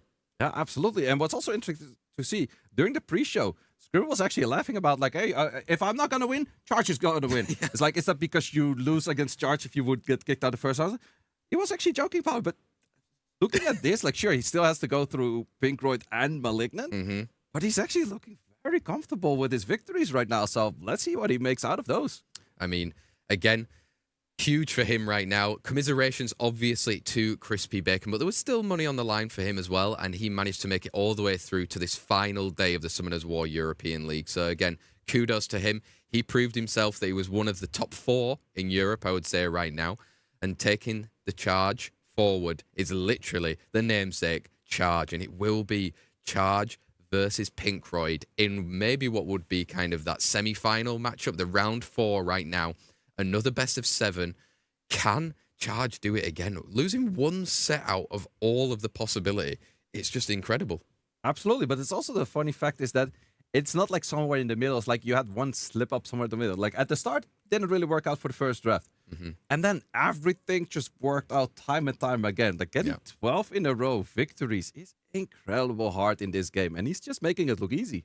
Definitely is, folks. And we're going to be going into that match very, very soon. Likely to go for a little break. So make sure you're not kind of going anywhere, because you don't want to go right now. Because obviously you're here for one thing and one thing only. Me and the coupon. You're here for the coupon. You're not here for us. You're here for the coupon. Swell to P1. Swell to P1. 2 mystical scrolls and some mana. Make sure you're getting one of those new monsters. Let us know what you get, whatever it might be. I'm feeling like maybe some Drunken Masters after Tour of Europe yesterday, you know? Yeah, something like that. Drunken Masters are really good. I still want the Second Awakening on those Drunken Masters. I know you do. Those would get so meta all the time, and it's just also funny to see. It's like, one more roll anytime. Like, can we get that Ignore defense in? Exactly. And we are going to be going to a break very, very soon, where there's still time to watch these final 2 matches. Again, best of 7s. There will be Charge, Pinkroyd, and Malignant for 2 more matches yet to come. How excited are you? I'm definitely very excited. So let's see if Pinkroyd can recover. Did he actually study his matches, or was he in a bad mood from losing before? We're going to see right after the break. Guys, don't go anywhere.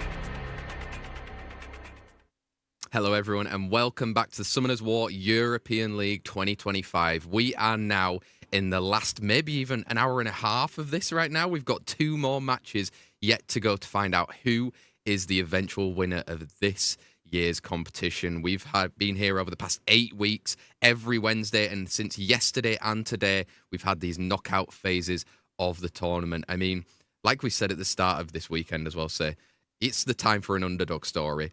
This is probably one of the biggest underdog stories we've seen so far. Charge literally on a charge for this final.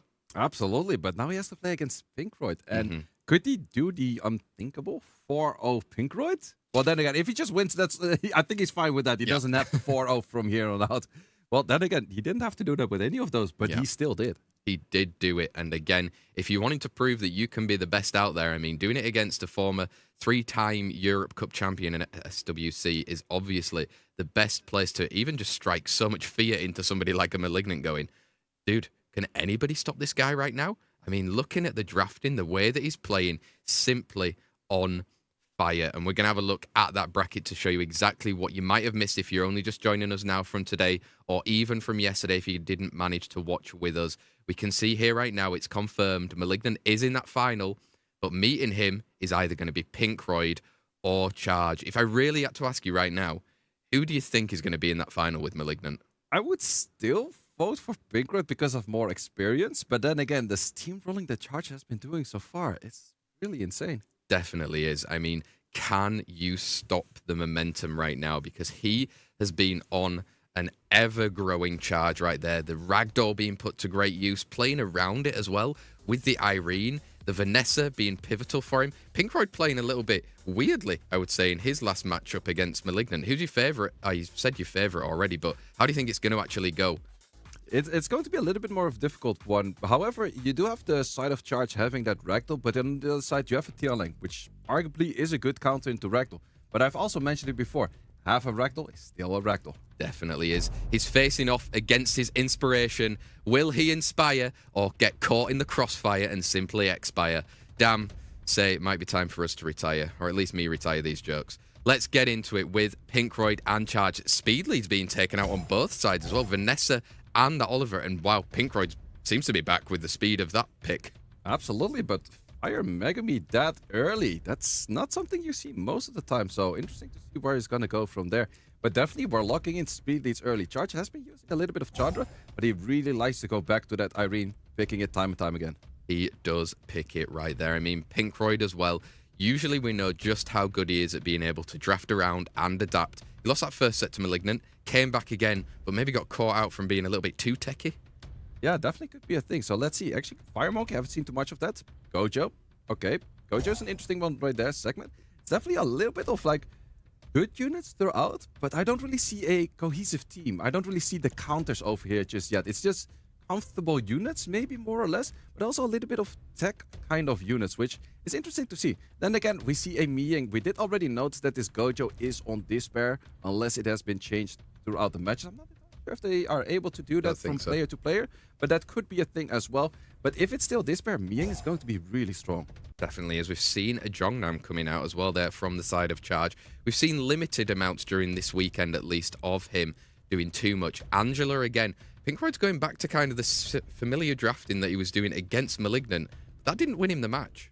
No, and especially going for a passive kind of draft into an Irene. That is the strength of Irene, denying those things. Like before, Ragdoll Gapso was really, really strong. Why is it slightly lowered? Because of Irene. And then adding in a Shizuka, which is also, once again, an interesting unit because I don't really see the damage on the side of Pinkroyd. No. Is it, again, the damage of the shield? Or, say... I'm not going to say anything. It's up to you now. I think it's actually a legit Chao pick. I'm not going to lie. I actually feel like the Chao fits over here. You probably ban out that Gojo. And on the other side, it's either the Miying ban or the Chao ban.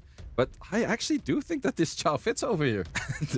This is a beautiful day, folks.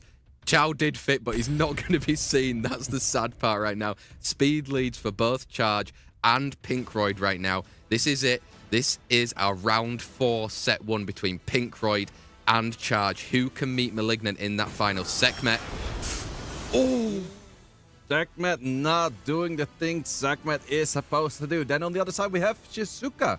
Going to be trying, or not the Shizuka, We have the Irene trying to do the same thing. You have an additional turn on that Megami right there. Irene, can you do the same thing? You probably have to aim it on that Shizuka, but are you going to be managing to do that? Or do you would like to place it elsewhere? Exactly. It's likely 100 res potentially, and it is fully resed. What? Oh, you took the immunity. You had 1 out of 3. It's not really what you want to see, but you had something. The Jongnam can still move after, but also the thing is that too much value for Shizuka skill 3 right now? I feel like the Shizuka kind of feels misplaced at the moment thus far. Yeah, right now you're looking again, big resistance coming out right here. Skill 2 is going to allow Shizuka to eat all those up as well, but defense breaks. Also, there was a half HP in a single hit right there. You're gonna get armor breaks right now, but if you go for the skill 3 at this moment, Miying likes a little bit of those stunts. Definitely does like those stuns, going to be able to cleanse himself and go through. And now you've maybe been forced into it a little bit more. Yeah, like that additional turn, it doesn't really help it, and that's why the Shizuka pick is strange. It doesn't really add too much to the draft, I would say. It doesn't really add the damage. Sure, you could maybe steal an armor break or a counter at some point, but is that really going to be doing that much damage on these units?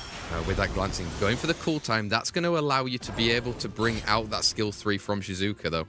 Can we get an armor break? If we have an armor break setup, does not get the armor break setup on neither. But I think you can take out this unit. Branding, if you armor break on an early hit right now with this being, you definitely will take it out. Even without armor break, you just simply take it out. 7.5k per hit. That's huge right now. Obviously, that skill 3 still isn't there right now, so Shizuka can look to use this. It's going to land, but where's the damage follow-up? Yeah, there's no follow-up. Once again, we talked about it earlier. There's setup, but no one's scoring goals. Like, here you stunned everything, and then what? We just wait a little bit and we take turns after. Yeah, exactly. Where was that damage? There was an opportunity. You have to make the most of it. Even these stuns right now, I'm still seeing a Miying in potential to take out any of the units on the side of Pinkroyd. Absolutely, and sure you can go for a little bit of revive on the skill 2, get it back on segment, try to get an armor break, but once again, gonna utilize that armor break for it's just not doing too much. And then Miying is just getting the skills back at some point. Oh, I mean, just coming through with damage, and he's going to be taking more turns. If at one point you can get a perfect rotation with that Irene, the threat state, onto a Miying already with the revenge, could spell danger. Absolutely, we do have an armor break right there. That's definitely a little bit of damage on that side, but is it going to be enough?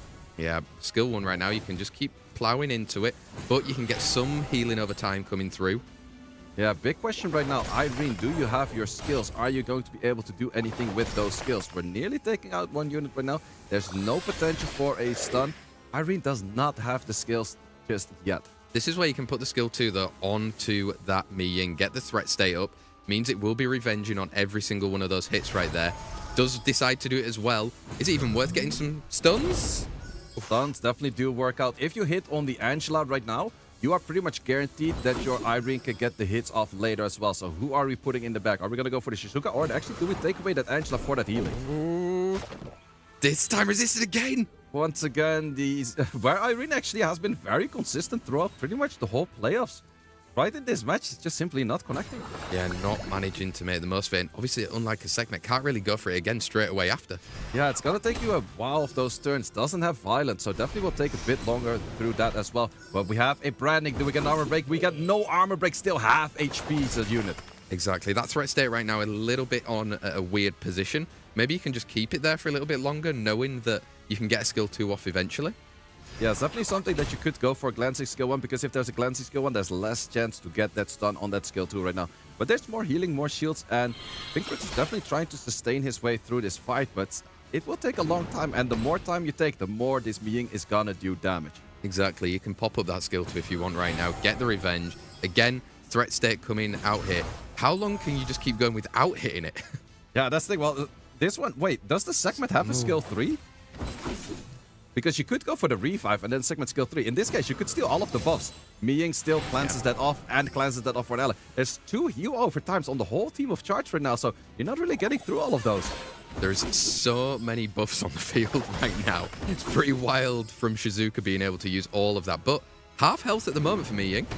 Yeah, absolutely. Also, threat state on everything individual looks very weird, because if everything is a threat, nothing is a threat. But if you hit something 2 times, you can no longer hit that unit, and you have to start hitting the other units. Whereas threat state actually becomes very interesting on the unit like Shizuka. Yeah, it's still far away from that skill 3, but heal block. Heal block is what we're looking for. Armor break hit right now. Is this where you do the real damage? That is actually a good amount of damage, and where we thought that the charge Miying was actually going to take it at some point. We have Pinkroyd sitting in the driver's seat right now. Whoa. What just happened there for Charge? He was fully in the driver's seat. Yeah, he just couldn't connect those skills. At the moment that he had to get an armor break from the Miying to kill any of those units, it just simply did not work. And this Angela just shows so much value with the shields, the cleanse, the heals. And the Shizuka, which looked at the start at a very weird pick, is now actually fully working. This is insane right now. This is why Pinkroyd is such a feared opponent. I mean, he just managed to stay in the match. Yep, but also the moment that the Irene finally connects her skill is a little bit too late. If she did that 1 or 2 skills earlier, it would have been a very different match. And the big issue is now, HP is going down. Jongnam does like to do damage from that HP, but right now it's just a 4k. It's not that much on that skill too. Definitely isn't. You're going to have to probably put threats down yourself. You can't allow that Jongnam to be going any more down on its health. Absolutely, and well, this is kind of the point where supports start dealing damage, and then I'm talking more on the supports on the side of Pinkroyd. That's even the Angela starts dealing damage at that point. Additional turn right now could be huge into that skill 3. Get some heals. You have the additional turn with their Giant Bat. Do we stun everything? We do not stun the Angela. Therefore, the Angela does also cleanse because something else was lower HP than her. You can simply go for skill 2. Apply more shields, apply more healing, and Angela is having some of those additional turns herself. Definitely is. Can the shields be so much of an annoyance for Jongnam right here? Because you've got to get through that. And the stun is huge. The stun is absolutely used, but we're still going back and forth, and this match is already looking at a 60-60. I wouldn't be surprised if we're going to be hitting that 70-70 anytime soon as well. However, this is the big moment where Charge every time couldn't get the perfect damage rotation off. Pinkroyd made it work twice already. There was the armor break, there was the branding, and the only skill that actually does do a lot of damage is that skill 3 from the Twin Angels. And both times that he used it, there was the armor break, there was the branding, taking out a unit. I mean, so far, that train has just been put on hold. Sadly, if you're in Germany, the Deutsche Bahn stops irregularly, and right now, Charge has been stopped by Pinkroyd here. How is he going to carry on right now? I mean, we saw those pre-bans. Wow, we're going for different crazy angles there. Yeah, there's a FIFA Chill pre-ban. It's definitely one of those units. Actually, where the FIFA Chill did not really perform on the side of Malignant in previous match, which he didn't struggle with at all, I would say. He's still fearing it in the draft and taking it out. However, Charge still liking that Vanessa. Charge is going back to the Reliant, finally gets it in that first pick right now. So he's probably up against Pinkroyd in more of a suited position for himself. There we go. Water Gojo coming out again. We saw it was on Despair. Is that just an angle for a Heigang then? Because that definitely looks something like a Heigang. Also, Zahat is not really a common playstyle for Pinkroyd, but maybe he has been looking at some of the other players really enjoying that Zahat, but let's see how that works out. Maybe a little bit early for that Miying, only seeing the fact that that Gojo is on the side to be able to put some Despairs out right now. I mean, the Shahat doesn't really care about it. No, the Zahat definitely does not care about it. Also picking an early Raccoony, but Pinkroyd is playing one of those Justelino drafts. Full passives. Yeah, full passives. I mean, why not, eh? Angela in there with that Chandra right now. But again, wind, water dominant right now. Maybe it's an opportunity to see who you're going to be taking out, and maybe it's a fire unit. It's definitely an interesting one right here. There's an option for some wind units. This is actually a very weird position. No one has it runed up. But how about the Savannah in the draft of Pinkroyd? It's really one of those units. If you go for Charlotte and the Savannah, no one has that runed up because normally what Pinkroyd is playing is not really meta. But if you have those units runed, it would really dominate the draft of Pinkroyd. Yeah, and look at that. We're seeing there the Smicer and the Diana coming out. And if you're seeing 2 wind units, I mean, it's not crazy from Pinkroyd to suggest Antares. Antares is actually... I give full green light to an Antares in this match. Absolutely. If there ever was an Antares match, it would have been this one. Raccoony taking a lot of turns, Diana taking multiple turns. The turns on the Smicer are not always that value because the stun is there. I would actually like to see an Antares that he so much likes to use. Also, Charge could have went for a Robo. Wind Robo would have been very strong as well. Let's find out. Is it just simply going to be banning out that last pick right there? The only fire unit that you need to deal with. But on the side of Charge right there, are you scared of the sustain coming from a Raccoony or the annoyance of a Miying? Well, also that Diana might be kind of dangerous for your Gojo doing the skill too. And if there's enough additional damage artifacts on that Diana, taking out the Gojo might be pretty easy. We've seen it then. Smicer being taken out along with that Ashura as well. We've got the speed leads from both Pinkroyd and Charge going in to our Summoners War European League Set 2. Remember, who wins this joins Malignant in that final. Armor break setup, Ming moving right after. Where are we going to be putting the damage? We put the damage on that Sahat. Is this going to be enough? Because we have the Chandra moving right after. 5k per hit. Sahat, of course, being very tanky. I mean, getting maybe cut there right now. The Rakuni was looking to be boosting up maybe into the Diana. You've got that defend that can pop away, but Diana can hit through it. Absolutely, but do you go for the skill 3 right now? Because that puts Diana kind of in an awkward position. No, actually doesn't go for it right now. I think that... I'm not really sure about that, because if you make the Diana move at a moment, your units are moving right after. You'd still do that on the skill 2 over here, and then you cannot cycle because of the Sahat. Yeah, I think that's still a right play. Let's find out. You are Diana right now. You're just going with that skill 1, though. Skill 1 tried to get the stun in. Definitely an interesting play right there, but because in the end, the Sahat does do a good amount of damage on this rotation. But the Rakuni is actually already working. The Rakuni was healing 10k HP on that Diana. I know, and that's going to be brutal for Pinkroyd to try and hit through every single time, especially if it's coming through that Shahat and the additional damage over time. It's maybe not going to be enough. That Gojo took a violent turn right there, so it might have been a second Gojo, or he actually did change his runes just now.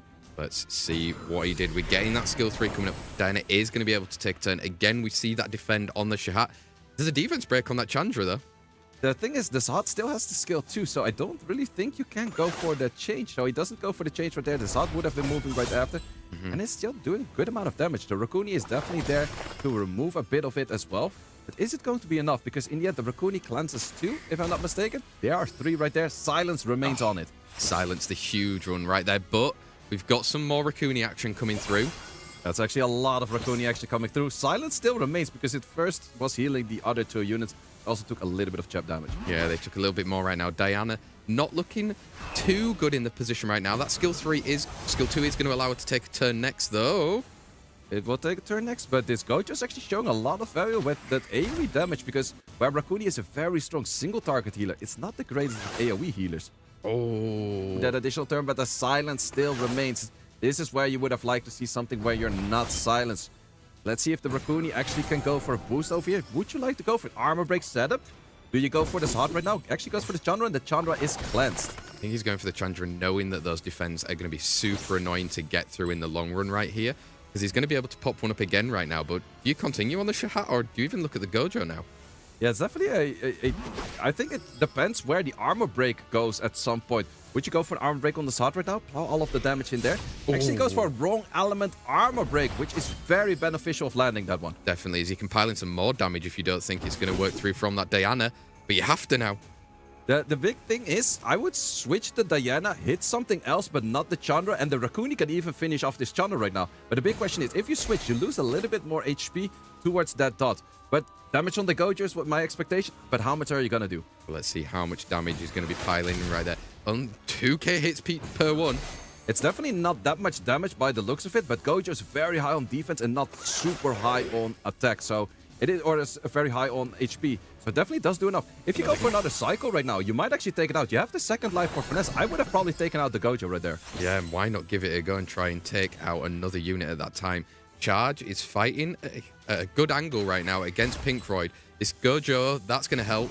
That's absolutely going to help, but it's also going to give a little bit more bar to that Diana, but it's going to get silenced again. And that was your opportunity of taking off this Gojo, and I think you had a way easier match if you maybe lose a life on the Diana. But at least you killed the Gojo, because in the end, you're still losing your Diana life right now.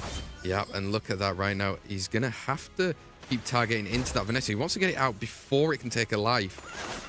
Yep, and we're not looking too lively on 2 units right now. Ming has to be picking up a lot of face because his teammates are simply not looking that great. They aren't. I think he does have that skill 2 available, but is it worth it, or do you just need to pile in the damage? I think you have to pile in the damage, because the moment you go for skill 2, it is something to be stolen by the Gojo, and I'm not really sure about that. However, we do get an additional turn, and that is one of those things in hindsight. If you got that additional turn, double S1 would have connected the kill. You cannot go for the switch right now. The heal block is too hard. You can actually go for shields, but is that the right play? Shields, even a skill 1. Going in for the shields right now. Rakuni's going to be going next. Get some cleanse, maybe even boost up. I would boost up and kill the Sahat. I'm pretty sure that Ming from this position can kill that Sahat. But are you going to be taking that risk? Let's find out. We did. Does go for it. I think he should have taken the chance over there, because now the armor break is gone. Armor break from the get-go would have definitely done enough damage. But now also, if you get attack bar decreased, we have another round of shields being up. Yeah, but Mi Ying again coming through right now. There's not enough damage to take it through. Is that enough? Oh. It's not enough, but you also cannot go for the switch right now. Simply because of... Ooh. The switch right now is also not great because of too low HP. Did actually manage to get the stun. This match is getting so close right there. Raccoon with the additional turn. Do you boost up self right now? Actually boost to go for the switch. There's an armor break on the Gojo. If you first land, get that defense break or the defense buff out of it, you will take out that Gojo. Are you going to go for it? Or are you going to be going for that Sahat? Goes for the Gojo. 5k more hits. Taking out that Gojo, Mi Ying will definitely be able to clean up from here. Yeah, Mi Ying against these two units is looking in the driving seat. Just maybe even go in with that skill 1. It's not quite enough, though. It's not quite enough just yet. Sahat can still do a lot of work, but this Raccoon, this is one of the most crucial Raccoon back and forth that I've seen in a long time. Raccoon was doing so much work, keeping these units alive. And in the end, I did mention he's not a great AoE healer, but it was just tough by most of the time. However, I think Charge could have had other choices in his match and taking out units fast. Sure, you made a sacrifice your Diana, but you still had that second life of the Vanessa. In this case, he also first lost the Vanessa and then almost the Diana as well. So back and forth, maybe a little bit of plays he could have done differently by being a little bit more aggressive, taking out the enemy side. I mean, at the end of the day, again, we were saying it before, hindsight, lovely to look back at it and see it right there when you're in the moment and you're suddenly up against the Shahat. Now we have the pre-bans coming in again, back to the first ones, no? Well, with the Vanessa and that Oliver speed lead. These guys have both been really bruisering it out. Yeah, absolutely. It's definitely not something towards snipes or anything. It's really on the bruise. It's really on the side of Irene and Mi Ying, but also Angela, Raccoonis. It's all of those really heavy bruises units. It's funny to see where, I would say, a few seasons ago, a lot of those units were also counted by Gapso. I haven't seen a Gapso in a good amount of time. Yeah, true. I mean, we're seeing Irene coming out here right now. Going to be able to use her bag somewhere across the other side of the field. Not taking a speed lead yet, though. Yeah, I think he's liking the Irene, but now he's trying to fit like, what speed lead do I want if there's no Vanessa, no Oliver? But actually the Gojo, which was doing a lot of work on the side of Pinkroyd, and where the Gojo doesn't have skill 1 scaling on defense, but the skill 2 is just making up for that. Definitely is. I mean, we're seeing a lot of this Water Gojo from Pinkroyd right here. Is it something, again, where we're seeing setting of the new meta already? We've seen it before from a lot of the Chinese players. Yeah, definitely an interesting one right there. But also Charge is showing he also does have a Sahat runed up, which is definitely one of those units. Not everyone has that one runed up. It's definitely one of those units that needs a lot of runes that maybe are rather on other units, unless you really want to force on it. So let's see how well that is runed for Charge. But on the other side, we have the Twin Angels and Sierra being picked up. Yeah, looking in another speed lead makes sense if you're wanting to take that turn at the moment, seeing that Charge only has one of those speed leads going in through the Fire Megumi right now. I think he's kind of converted anyway into somewhat of a turn 2, and popping a Volantis is definitely showing that. Yeah, it's definitely an interesting position for Volantis. Volantis also, in this position, kind of a risky unit, I would say. If you land a lot of stuns, a lot of provokes, really good. If you don't, really bad. Yeah, taking out that speed lead from the side of Charge and the Sekhmet high base speed unit there. Speed lead and accuracy 55 lead going through on the side of Charge. It's our Summoners War European League playoffs, set 3 between Pinkroyd and Charge. Let's see. We do have a boost potential from this Twin Angels. Are we going to put it towards the Gojo, or are we going to put it towards the Sierra for a bomb? Let's find out. If you strip it, that's... Ooh. That is a really risky play right there. It actually does manage to get the provoke into the stun, so looking very beneficial. You can put that final unit in the back. Not fully put in the back, but that is in the bag enough. It definitely is, and now you can start plowing in damage. Getting that additional turn. Look at Mi Ying's even more coming through. Wow. That is probably a super high attack on that Sierra because it was simply pretty much 2 hit by that Sahat. Also, it's just, wow, this suddenly works so well. But that is, I would say in hindsight, definitely a misplay right there. You gamble it on the Volantis, push up on itself. It is really dangerous to do so. Definitely is confirming that kill from Charge right now. There's a skill too, but Water Twin Angels and a Gojo, not looking good.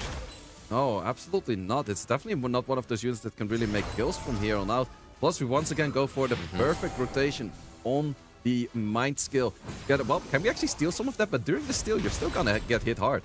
You are gonna get hit hard. Does it land? Look at how much healing is there. That's actually a very interesting interaction as well, because if it takes a turn right now, it's 20% heal. Plus, there's going to be some shield healing right now as well. So I'm not too sure about using that skill 2 in hindsight, actually. There's so much healing that's going to be coming through here. It's 4 HP. Can you get a stun? And well, next turn he gets what that's actually doing nothing. It's super interesting interaction right there. But then again, even with all of that healing, are you gonna do enough if you're stunned? Exactly, and Charge turning it around here then.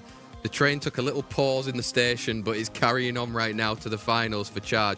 2-1 up against Pinkroyd. Remember, it is a best of 7. How can they look to turn things around there? I mean, it was maybe a slight misplay at the start where you were saying there, Say, but again, kind of coming in clutch. Volantis landing what he needed to, then the Irene following up what you needed to do. Everything kind of just went perfectly after that moment for Charge. Absolutely, and we're still banning Speedleys on the side, but on the other side, we're actually removing that Miang. It's like, I've seen too much damage from this unit by now. Let's actually not have it on the field. Exactly. Taking it out rather than... Oh, obviously, the Vanessa is back in the field now. Both those speed leads were out last time. Likely to see it here. Yes, we're getting that Vanessa in. But you were saying, Mi Ying just being so good with the Irene as well. Such a cool combination with the threat state straight onto the Mi Ying. And that's why we see the Mi Ying also on the side of Pinkroyd. He just doesn't want to face against the super fast Irene on the side of Charge. In this case, do you go for a segment trying to reset things? Or are you going to go for a different playstyle? Because Irene is really one of those units. You simply just take a unit out of the battlefield. You do a lot of damage to it. Has good amount of cycling. The skill 2 also has a lot of value. He's really a strong unit. Definitely is right now. Charge looking in there for a Sekhmet then, as well as a Miles. We know Pinkroyd's been using the Miles and Raccoon a lot so far in the previous matches against Malignant. The option is still there, and it seems like a weird steal if Pinkroyd wanted to do it now. Absolutely, but is this a position where you go for a Braconi steal? No, actually goes for the Angela. Maybe goes for both. Actually, a lot of back and forth on the picks. Going for an Etna. No, not going for an Etna. We're really going back and forth. Pinkroyd is not really liking the position he's sitting in right now. Otherwise, you would have been more comfortable with the draft of just like, oh, I probably want to go this. But maybe also taking your time and showing a little bit more options. Could also take your opponent on, like, okay, he's drafting this. Oh, no, wait, I have to go for a different track. No, wait, I have to go for a different track. And it is something that we have seen from Lest 2 years ago in SWC, where he just showed this Zyros and then took it away. It's like, you're never going to pick that. No, I'm not, but I'm actually going to pick this. But it keeps you on a certain thinking track. And it's actually an interesting strategy to do. Not really sure if that's happening over here, but we have a Volantis and a Fire Monkey being picked up. Yeah, opting in for the Meihu Wang in the end there. I saw, like, at one point there was a Nephthys, and I was thinking, dude, Win Nabara must be loving to see all of those debuffs coming out right there. Fire Monkey, like we know, can do Fire Monkey things, but only 2 real targets if there's 2 water units, potentially 3 now on the side of Pinkroyd. Yeah, plus you can still be put in the back, so that's definitely a dangerous one right there. Then once again, Volantis, as I said it in the last round, Volantis does everything. He's really good. If he doesn't, he's really bad. But that's also a chance for healing right there with the Abelio. Wow, they were fast on the bands there, though. We're going to be taking speed leads for both Pinkroyd and Charge into our set number 4 of the Summoners War European League, Say. We got no healing on the side of Charge, except for the slight bit of self-healing on that Monkey. So let's see if he can sustain it long enough with that against an Abelio. Yeah, well, big stun there as well. Getting the cool time, getting the stun. I mean, Oliver right now can look to reset. Oh, full-on resisted, so Oliver does not get the extra turn. Oh, the additional turn is taking out that Okeanos. That is not what you would like to see. Abelio taking the additional turn, but that is pretty much a useless additional turn right now. Heal blocks, armor breaks is what we're looking for, and that was the weakest segment I've seen in a real long time. That was super weak, but that was so clutch in the end for Charge there. Getting that defense break, the additional turn to prevent the Abelio from coming out. I mean, that's what dreams are written about. Absolutely. Now the big question, do you go for skill 3? Because if the Monkey does a monkey thing again, you don't have a chance to heal up that Oliver. But if you waste it right now, also not going to be that great. There's still an armor break because the Oliver missed its skill earlier. Definitely did. A Monkey skill 1s are going to be starting to stack up soon. 12k hits. That is a lot of damage. It's definitely not going to be lapping again for that 1-turn armor break, but a 2-turn armor break being reapplied. That Monkey is going to be taking out that Oliver. Definitely. A big freeze potential there. We've got a skill 2 to come in to get some more damage, but you've got to get through a Vanessa before any of the others. Yeah, definitely. And that's where you actually might think, like, oh, the enemy doesn't have sustain. I have sustain. I make it work. No, the enemy has damage. 25k on your Oliver. Wow. Monkey coming through right now. He's against 2 water units right now, so maybe that's the play, but Miles is also still on the field. Miles is definitely still on the field. And also the moment you do get an armor break, you do get a heal block, you still have the Sekhmet 3rd skill. You have that reset. You could land it on the Abelio. Abelio is not going to get any turns in anytime soon. because it's just a way slower unit in most cases. Yeah, it's not going to be able to cycle through as quickly, but stuns are going to help. Monkey! 18k into the Mist Critter, 8k still taking out units. And actually, where we in this season haven't seen too much monkey business, Charge is showing monkey business is still on the menu.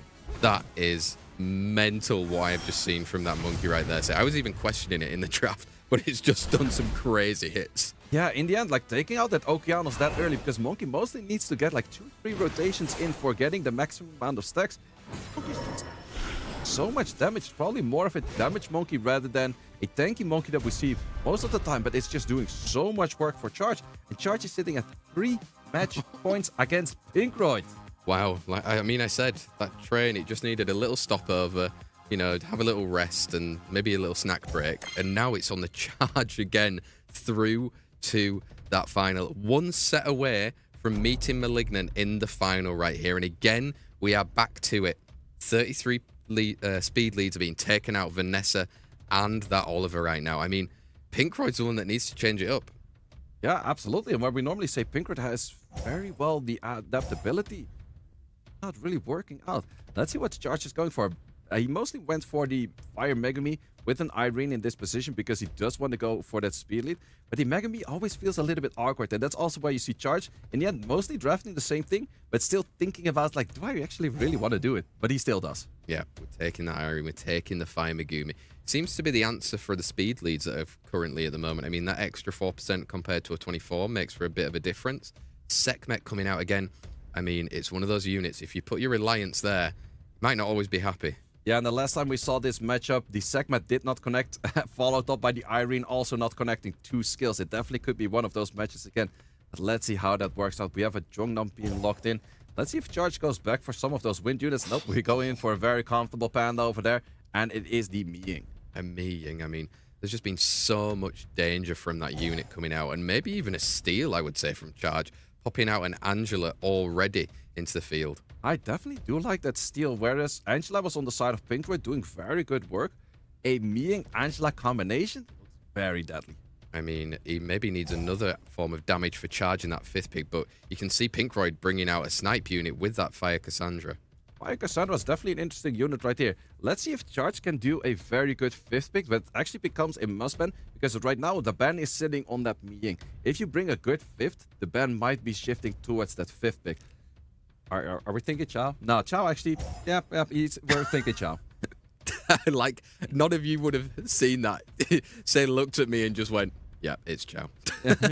I didn't even see it on the screen yet, and I think the moment I looked at you, it came on the screen as well. I'm like, we're thinking Chow? Apparently, we're thinking Chow. But actually, the Megami is being banned out, so we have a defense lead of 50%. Here we are. This is it for potentially Charge to go through to the final in our set number 5. Sekhmet, are you going to do it here? Yes, this is the start. That's a very good start right there, but let's see, maybe you can get a combination in with the Twin Angels into the other Twin Angels with the branding setup, doing a lot of damage on the Miying.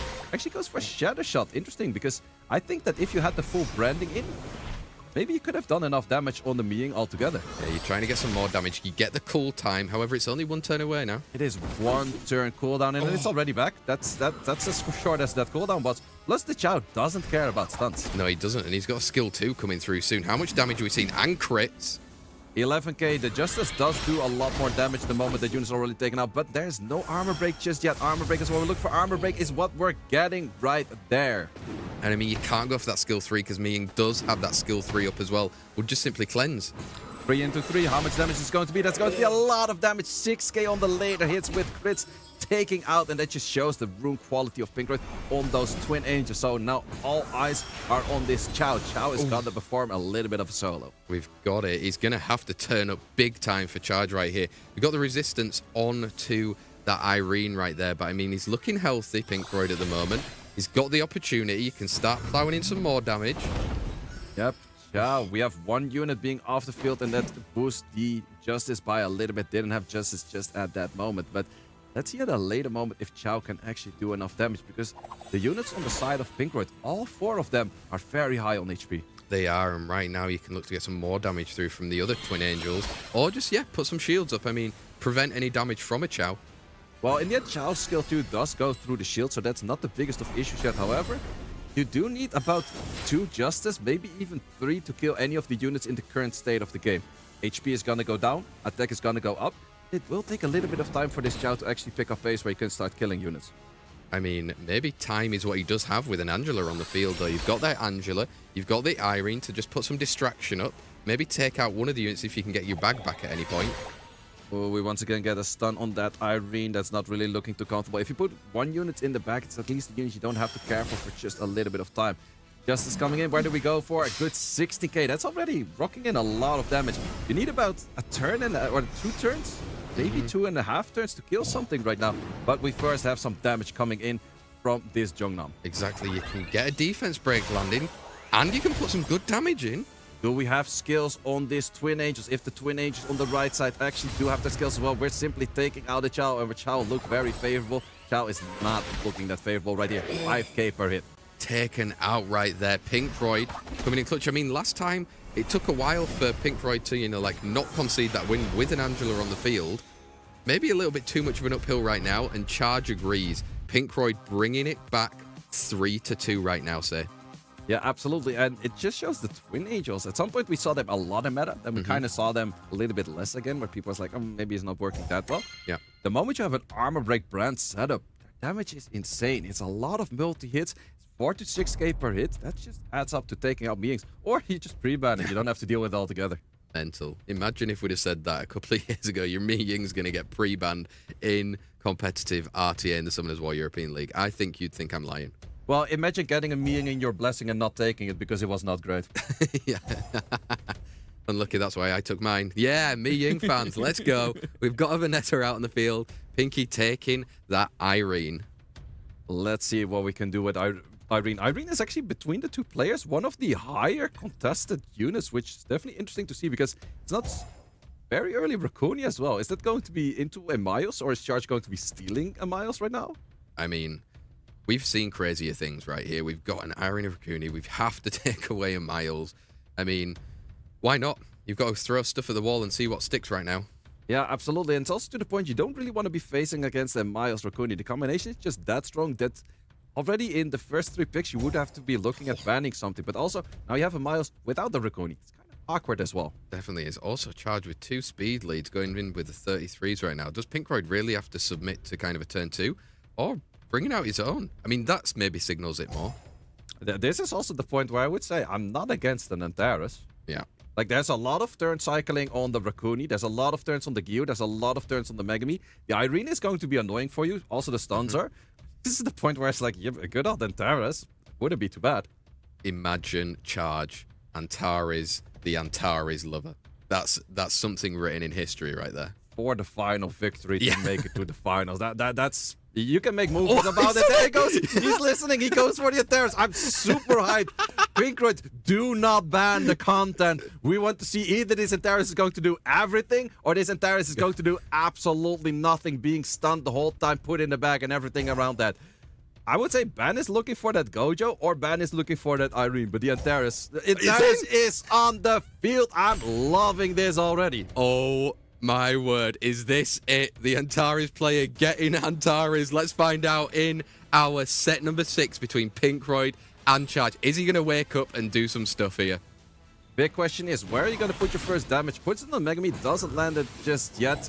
Antares, when are you going to take turns? How are you going to take turns? How much damage are you going to be taking? I mean, right now he's going to try and get... Oh, big strip and the defense break. Very strong right there. Do we go for any skills for the armor break? Ooh, removing the armor break as well. Going for pushbacks. Does land the full pushback. Wrong element just there. Oh, getting the stuns there as well right now. This is where if Raccoon is taking turns, that Antares might wake up. Yep, but that's also the question. Sometimes you have an Antares that's like, taking turns? Nah, I don't like taking turns. Thus far, Antares is not really doing anything. Antares, you have to start picking up pace. Yes, sir. There we go. Good amount of damage coming in. Actually, not taking any of the absorbs. Normally, Antares is at least a little bit of attack bar after a skill too. Oh, big resistance there as well on the Gyu. Oliver not managing to seal there, but I mean, it doesn't matter. Unless the Antares is on Disper on Violent, that part is still definitely seal potential. But Yeah, there's just so many turns coming in, and ooh, actually does Big get stun. a stun on a violent Gojo, which is definitely something you would like to see on that unit. Very big stun right now. Now you need to keep going through that Vanessa because Antares is popping up. Antares, yeah, that's the thing. You're gonna take so many semi-useless turns. A Rakuni turn, it's nice, but it's Antares. Antares likes these turns as well. He definitely does right now. And even with this Gyu, can you get deep? Oh, Defense break, armor break, wrong element from that Gyo just there, followed up by a defense buff, defense break. This is so much damage, 7k per hit on that Antares. but even if you take it out right now, it's going to be revived. So is it even worth it? It is not worth it just yet, but then again, having Antares stunned is an Antares that cannot proc out unless it is Vio. We don't know. We haven't seen Despair nor Vio just yet, but Antares is not taking that much turns just yet. No, but this Gyu has been landing defense breaks. That's huge to get some stuns in. Antares needs to wake up for charge here.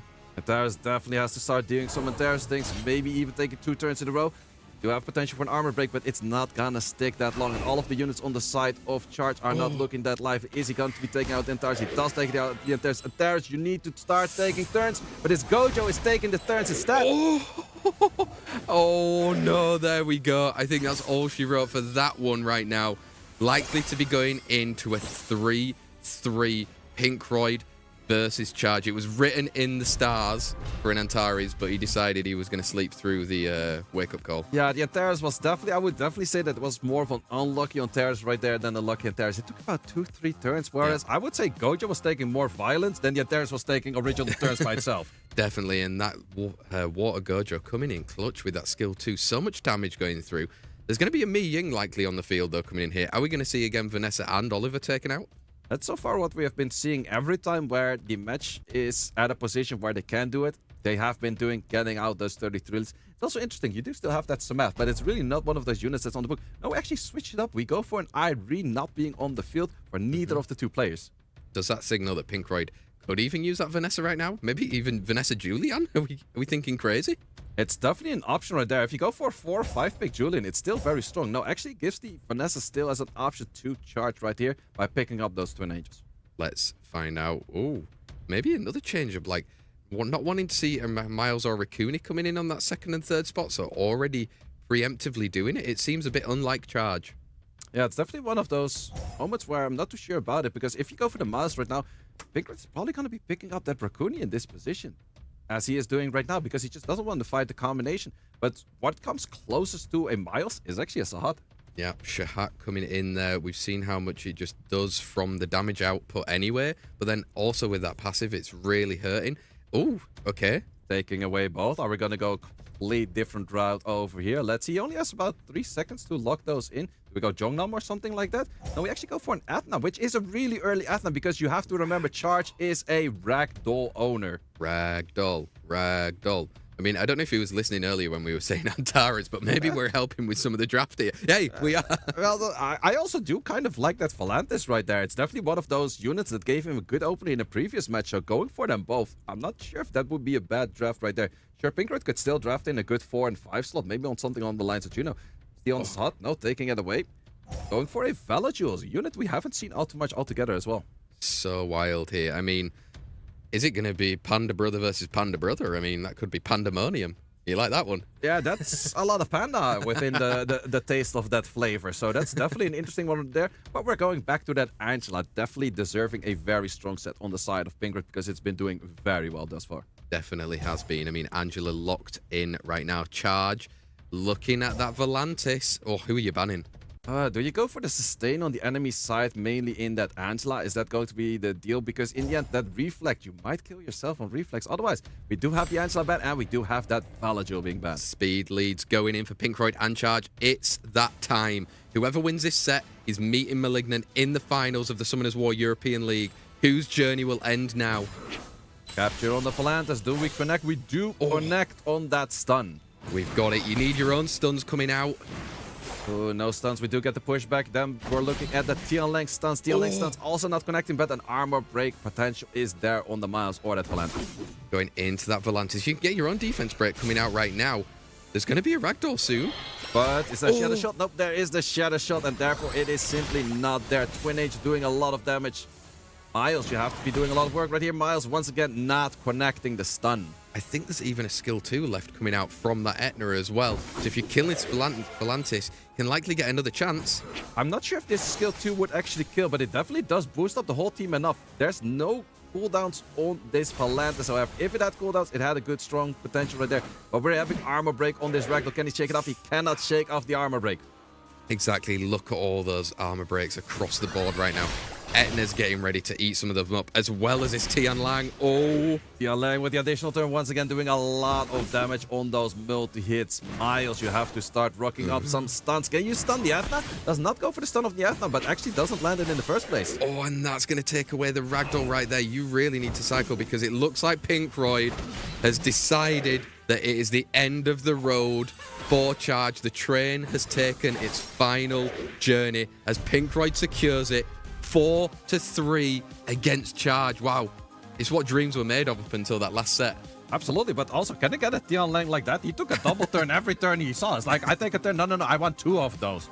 Yeah. He was being greedy on those, but it definitely did work out. Every time, maybe it did not connect the stuns, but the armor break and everything coming in, it just worked out very well. And in the end, this time around, half a Ragdoll was not enough for a Ragdoll. Exactly. So much work from Charge to get all the way through to here. He was qualified, I think it was in 5th or 8th, one of those positions to get through into this Summoners War European League playoffs. Managed to get all the way through to go against Pinkroyd right there. But Pinkroyd, we went backwards and forwards to the eventual winner, taking home the final spot against Malignant. So it's going to be a repeat of that first match of today right now. I mean, let's just mention him though. Charge. Great play. Absolute great streak. He has been getting so much momentum, so many matches. And he also had to come from all the way the first round. It's not that he was sitting on a bye, sitting in the second round or anything like that. No, he came all the way from the first round. He has a lot of matches under his belt. And he can definitely be very proud of how far he made it. Definitely can be super proud right there. But it means for Pinkroyd, he's still around. You know, you're a 3-time Europe Cup champion at SWC for a certain reason. You can do it in those crucial moments when you need stuff to happen. And he is going to be facing off against Malignant in a repeat of the match from earlier today. One final best of 7 to see who takes home that 5,000 euros prize money, as well as becoming the Summoners War European League champion for 2025. Can he reclaim it? I mean, he's the owner of it currently from 2024. Absolutely, but let's see how that goes, because last time around, Malignant had 4 when Pinkroyd only had 2, so it was not all the way a best of 7. But let's see if Pinkroyd actually picked up more momentum from playing against Charge, or did Malignant actually spot out more weaknesses in the draft of Pinkroyd, and can he utilize that in this final match? Exactly. I mean, right there, he's played earlier with that Water Gojo on Despair. Now he's seen it's on Violent. I mean, maybe that's a change-up right now. Malignant's had enough time to kind of work this out. Pinkroyd, maybe less so. He's just beaten Charge. Absolutely, but what if there's 2 Gojos? We have seen that actually with other players before, especially last year. SWC Pooh was having a Violent Oliver, Despair Oliver, Non-Will Oliver, Valajules on and off Will. There's options are definitely there, but do you have the rune depth to do all of that as well? It is the final, folks. This is it. It's what dreams are made of. We've been on this journey all the way from 8 weeks ago to make it here. Who is going to take home that final prize as well as the prize money in our battle of the champions? Pinkroyd on one side, Malignant on the other. It's not time for puns right now. You've had that through the rest of the matches. Right now, it's serious, say. Let's get into this action. Are we still trying to fire the Gianna and we're still not comfortable with like how Gianna looks right now? If Gianna is banned right now, it's definitely going to be that issue that people just can't fight. And we actually have the 2 brothers on Sky Surfers being banned out. Sky Surfers have been brought out of the sky, very much down to the ground. Bring them back down on their feet. Here we are, Malignant. I mean, he's got the options also still for Vanessa then if he wants to get speed leads or contest on those Water Twin Angels. Also, Fire Megami, most of the time we have been saying it's more of a late pick. It feels into like a counter pick into an Atna or more AoEs. But we have seen this unit being picked very early and actually to success. Yeah, look at that right now. We've got the Fire Megami, we've got the Irene. I mean, Malignant, we haven't seen too much from in terms of the matches as much today. You got the Yonhong, got that Okeanos again. It was contested between them both in the earlier match. Absolutely. He also still has that Gianna under his belt, so there's a lot of options you still have to deal with. Pinkroyd is more looking towards the normal elemental units right now. this a position where you maybe want to go for something like an Athena for the outspeed contest? Or do you go for turn 2? We're going in for a Misty, which is a unit that can also not be stunned. It also picks up more speed over time, but would that be stronger than just a Fire Monkey in that position? I'm wondering, I mean, last time we saw a 4-star unit come in with that Tetra and it didn't work out for Pinkroyd. Right now he's bringing in that Misty. I mean, is it going to do the same amount of stuff that he did previously with the Tetra? Wow, okay. Let's just flex these. We have a Destiny Warrior on the field, and it's actually one of the units I would give the favoritism for being one of the coolest units in the game. That skill 3 just looks absolutely amazing, but it's also mostly a unit that's very hard to rune. We're going back to a Chow. I'm also not too sure about the Destiny if it's actually in a good position. I really love the Zeratul, but let's see if Pinkroyd can make a good 5th and if we're actually gonna see Destiny shine, because in the end, you have a Yeonhong Destiny combination. You can still boost it up. You definitely can. It's dangerous with those skill 3s as well. Get the Oblivion, so much damage coming through there as well. For the bans, I would say probably Yeonhong ban, but on the other side, I'm not too sure what you have to be scared of. Maybe that Irene? No, we actually do respect the Destiny over there, and we do respect that Irene. speed leads for both Malignant and Pinkroyd. This is it, folks. The Summoners War European League Finals. Set number 1 between Malignant and Pinkroyd. Let's take it away, Yeonhong. Yeonhong, we're going for damage on Diana. Do not connect the strip on the Diana, and therefore also not push up. Let's see, Eagle, how much are we going to do? Where are we going to do it? Are we connecting the stun? We do connect the stun on that Zeratul. Huge stun, but if it's built on Violent, it might take that additional turn and it could cause chaos. Absolutely. Do you still go for the strip? And oh, we go for the damage over there. Let's see, we have the Ghost Appearance, armor breaking, and providing the attack break right there on that unit. Diane, if you take a turn, in your human form, it will be a dead Zeratul most likely. Yeah, I got that reset from the Okeanos. Not allowing, but this is a moment. This is the moment we have to transform, and that is 100%. We're looking at 8k damage. We're looking at so much damage. It went by so fast, and Zeratul is no longer on the battlefield with us. And that is the main damage output right there. So in the end, the Ghost Appearance was just a really good setup for that armor break. Definitely will set the armor break up, meaning that you can come in with that damage from the Diana right now. Angela's probably going to be cleansing a lot of that stuff off as well.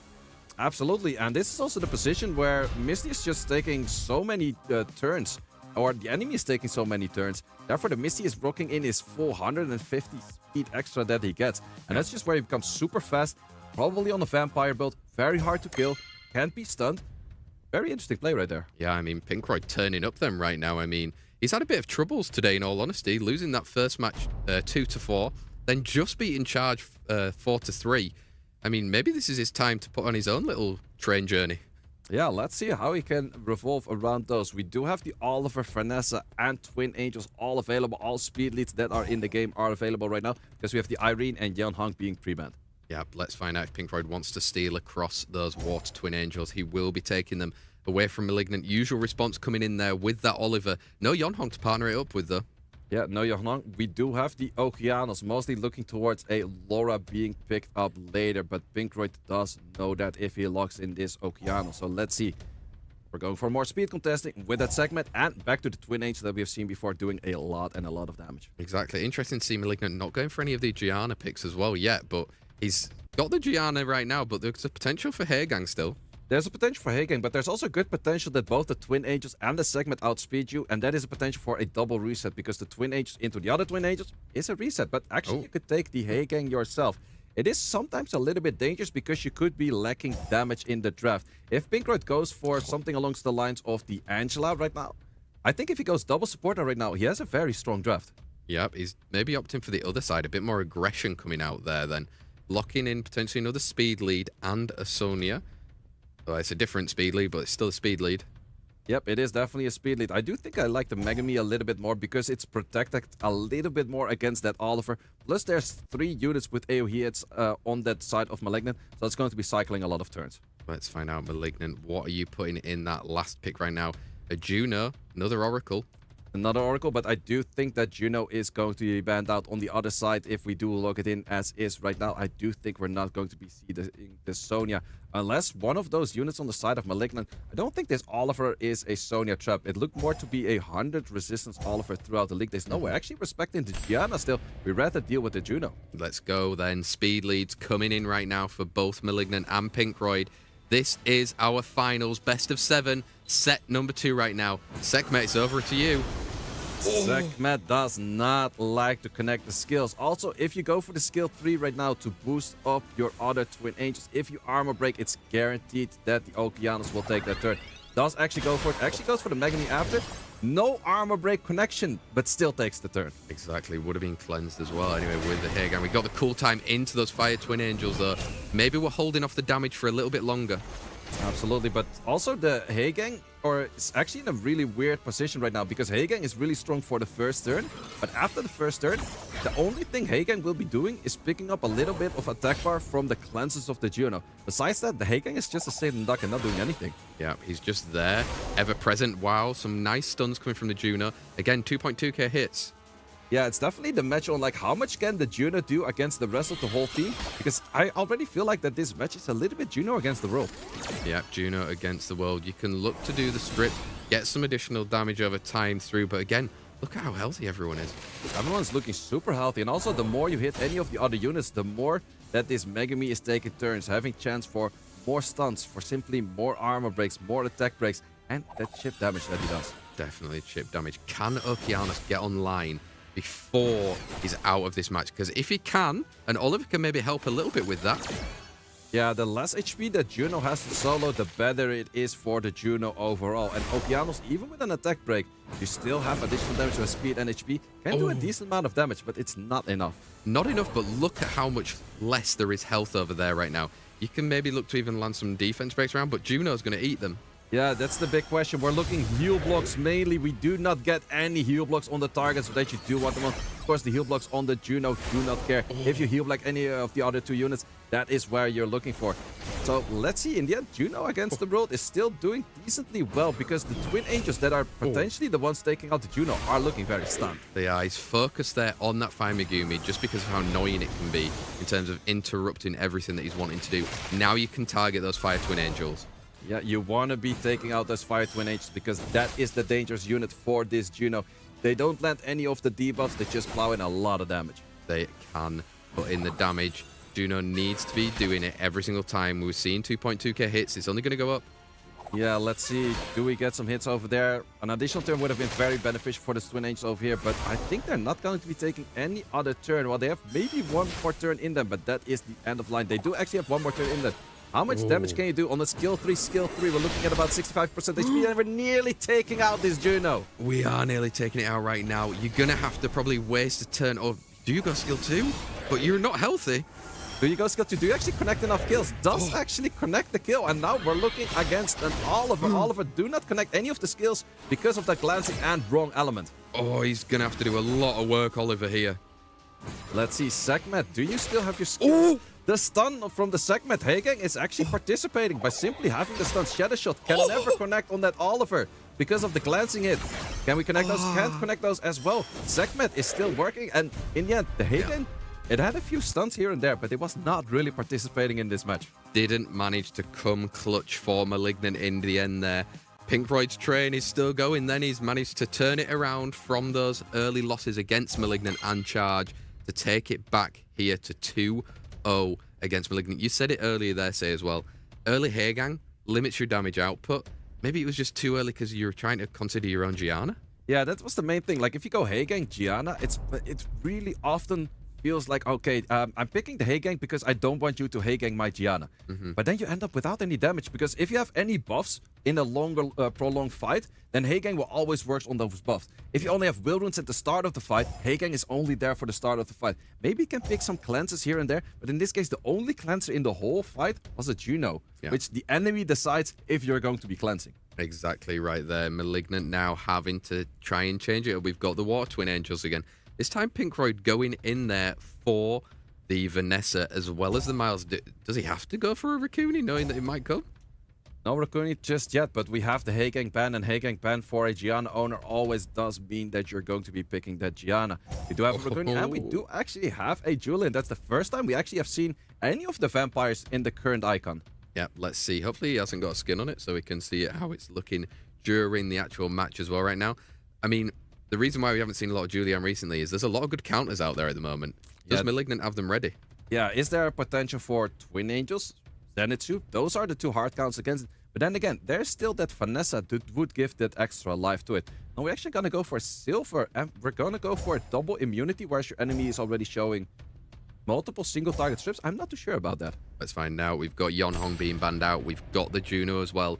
So speed leads for both Malignant and Pinkroyd right here. Going into our finals, it's best of 7. If Pinkroyd's 3 up, he's only 1 win away. It is so interesting to see where Pinkroyd normally doesn't have anything on skins. He does have the Julian on skin right now. And I think it's the only unit in the whole box of Pinkroyd that does have a skin. So we still don't see. No, we don't. He's managed to land the bomb as well there onto the Miles. Gets the stuns, but Julian right now, still so much damage. Absolutely so much damage, but on this field, I feel like there's 2 Mileses and 2 Julians because of the Raccoon simply being there. Raccoon is best friends of all of those units on the field. And the speed buff is just going to make them work so well. Would it even be of worth then to get the Raccoon just that skill 1? Would it have killed the Twin Angels then? I think you should have connected your kill because right now with the additional turn, the punishment comes in. With the turn over here, there's more healing coming in. So yeah, connecting the kill, I would have done it. Yeah, let's find out. You're getting some stuns in right now, but Julian's coming again. He has that skill 2 available as well still.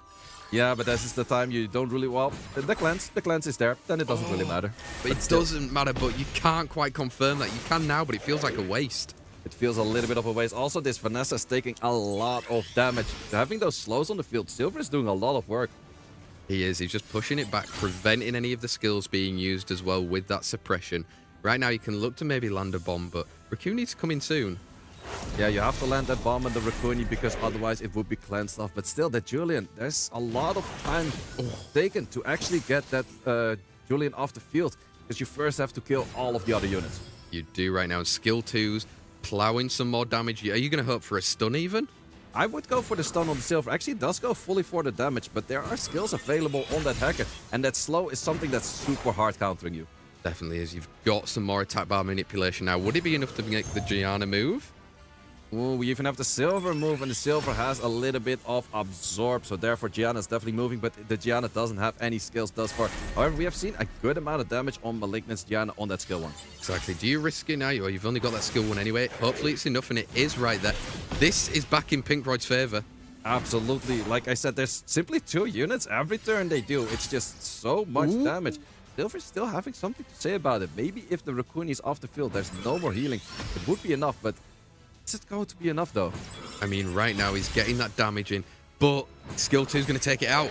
Oh, the Julian is still working so hard. And where Julian was for something that was picked all the time, now it's just a very strong late pick. And Pinkroyd has shown that. Wow, Pinkroyd carries it on right now. 3-0 against Malignant. He's really turning up for this match here. Absolutely, but also I did not really understand the idea behind the Silver and the Valiju. Silver in the end, the slow makes sense. You have 2 enemy speed damage dealers on that side. But the Valiju, what are you going to do? You already have immunity. Yeah. Do you really need that armor break that much? I think another unit would have probably done that better. Exactly. Well, it's time to figure that out right now for Malignant because he needs a reverse sweep and it needs to start now.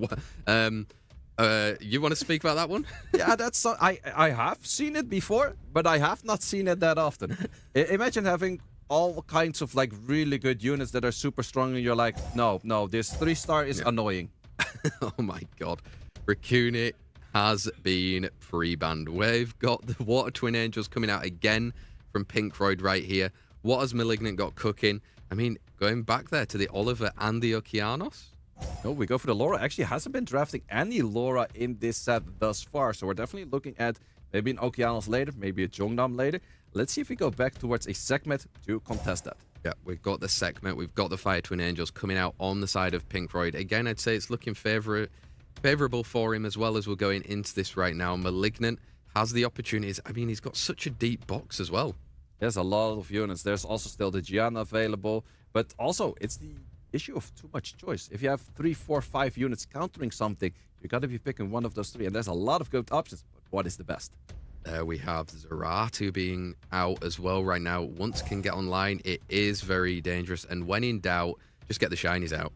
When in doubt, get the shinies out. I love that one right over there. But there is one unit that really does like the shinies on the side of the strip, which is that Hey Gang. And we see the Okeanos being picked up on the side of Pinkroyd. So there's actually 3 units with single target resets on the side of Pinkroyd right now. Exactly. The moment he can get them off and prevent Malignant from taking those turns, it's going to be crucial for him. But maybe you just need another speed lead on the side of Malignant and you might be okay. Oh, we're going back to that Cinesec. It's countering the stunts. It is an interesting one right there. We have seen certain matches where it did very well, but also some matches where it was just taking the off turns and it didn't do all too much. Definitely do think Hey Gang has to be banned. Let's see if Hagan is banned. It is, as well as that Zenisec right now. So we're going to be having speed leads for both Malignant and Pinkroyd. This could be it. The Summoners War European League final is now. Is Pinkroyd going to walk away with the win, or Laura outspeeding right there? We have a violent Laura outspeeding a swift Sekhmet, but the big issue is you could be very fast on one unit, but there is not the follow-up. And Sekhmet really likes to steal 3 buffs, because 3 buffs means she gets the turn again. We have an armor break setup through all of those buffs, and that's just simply damage coming in already. I mean, that cool time as well into that Zeratu means he needs an additional turn. He needs that additional turn. Can he actually get it? Does not get it. We're looking at Rain of Stones on an armor break, doing so much damage into the additional turn. Are you simply going to confirm the kill right now, or are you going to be resetting that Gianna? Let's see what he decides to go for. He's very much in the driving seat, gets it on the Laura. He can get some defense breaks. It's looking good for Pinkroyd right here, say. It is absolutely looking good where he lost for a 4-2 before. He's looking at a 4-0, and it is confirmed. We have Pinkroyd as the winner once again.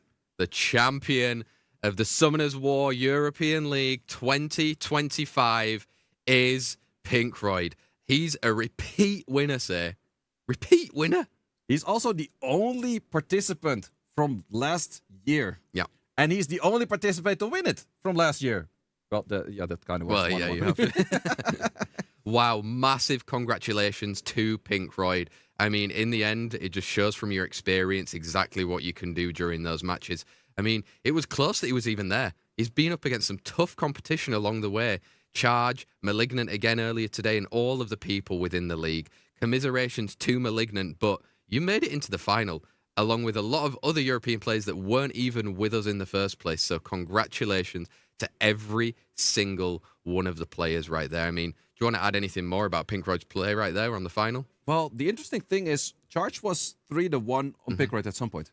Then Pinkroyd won 3 in a row. Yeah. Then he won another 4 in a row. Yeah. So besides Charge being on a steamroll train, going just simply through everything, Pinkroyd also ended up on a 7 winning streak in the end. Exactly. He managed to turn it around and become our Summoners War European League Champion 2025. Just for your confirmation and ours as well, everyone. You can see it right here. This is how the tale went from yesterday all the way into today with our finals, those best of 7 matches. Massive congratulations to Pinkroyd, who has become the champion of this year's competition. Malignant there in 2nd place, with Charge in 3rd, and Crispy Bacon in 4th place as well. I mean, top 4 in this competition. Massive congratulations. Even those players, like we mentioned from the previous weeks as well. They were here every Wednesday, just like you were. Big thank you to you for being here to watch this.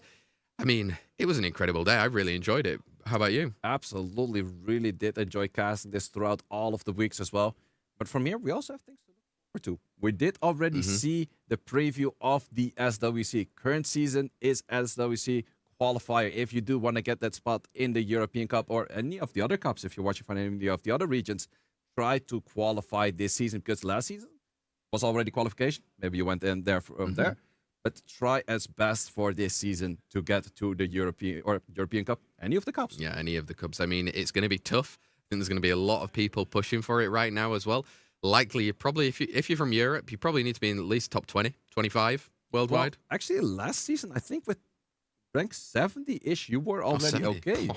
But before, actually, Stop slacking then. Why are we so bad again? Yeah, What? no, that's the thing. Last year, it was like top 30. We had one outlier on like 35, 38. Year before, that was just 30. Now it's like around 70. So let's see how that revolves around this season. Guys, come on.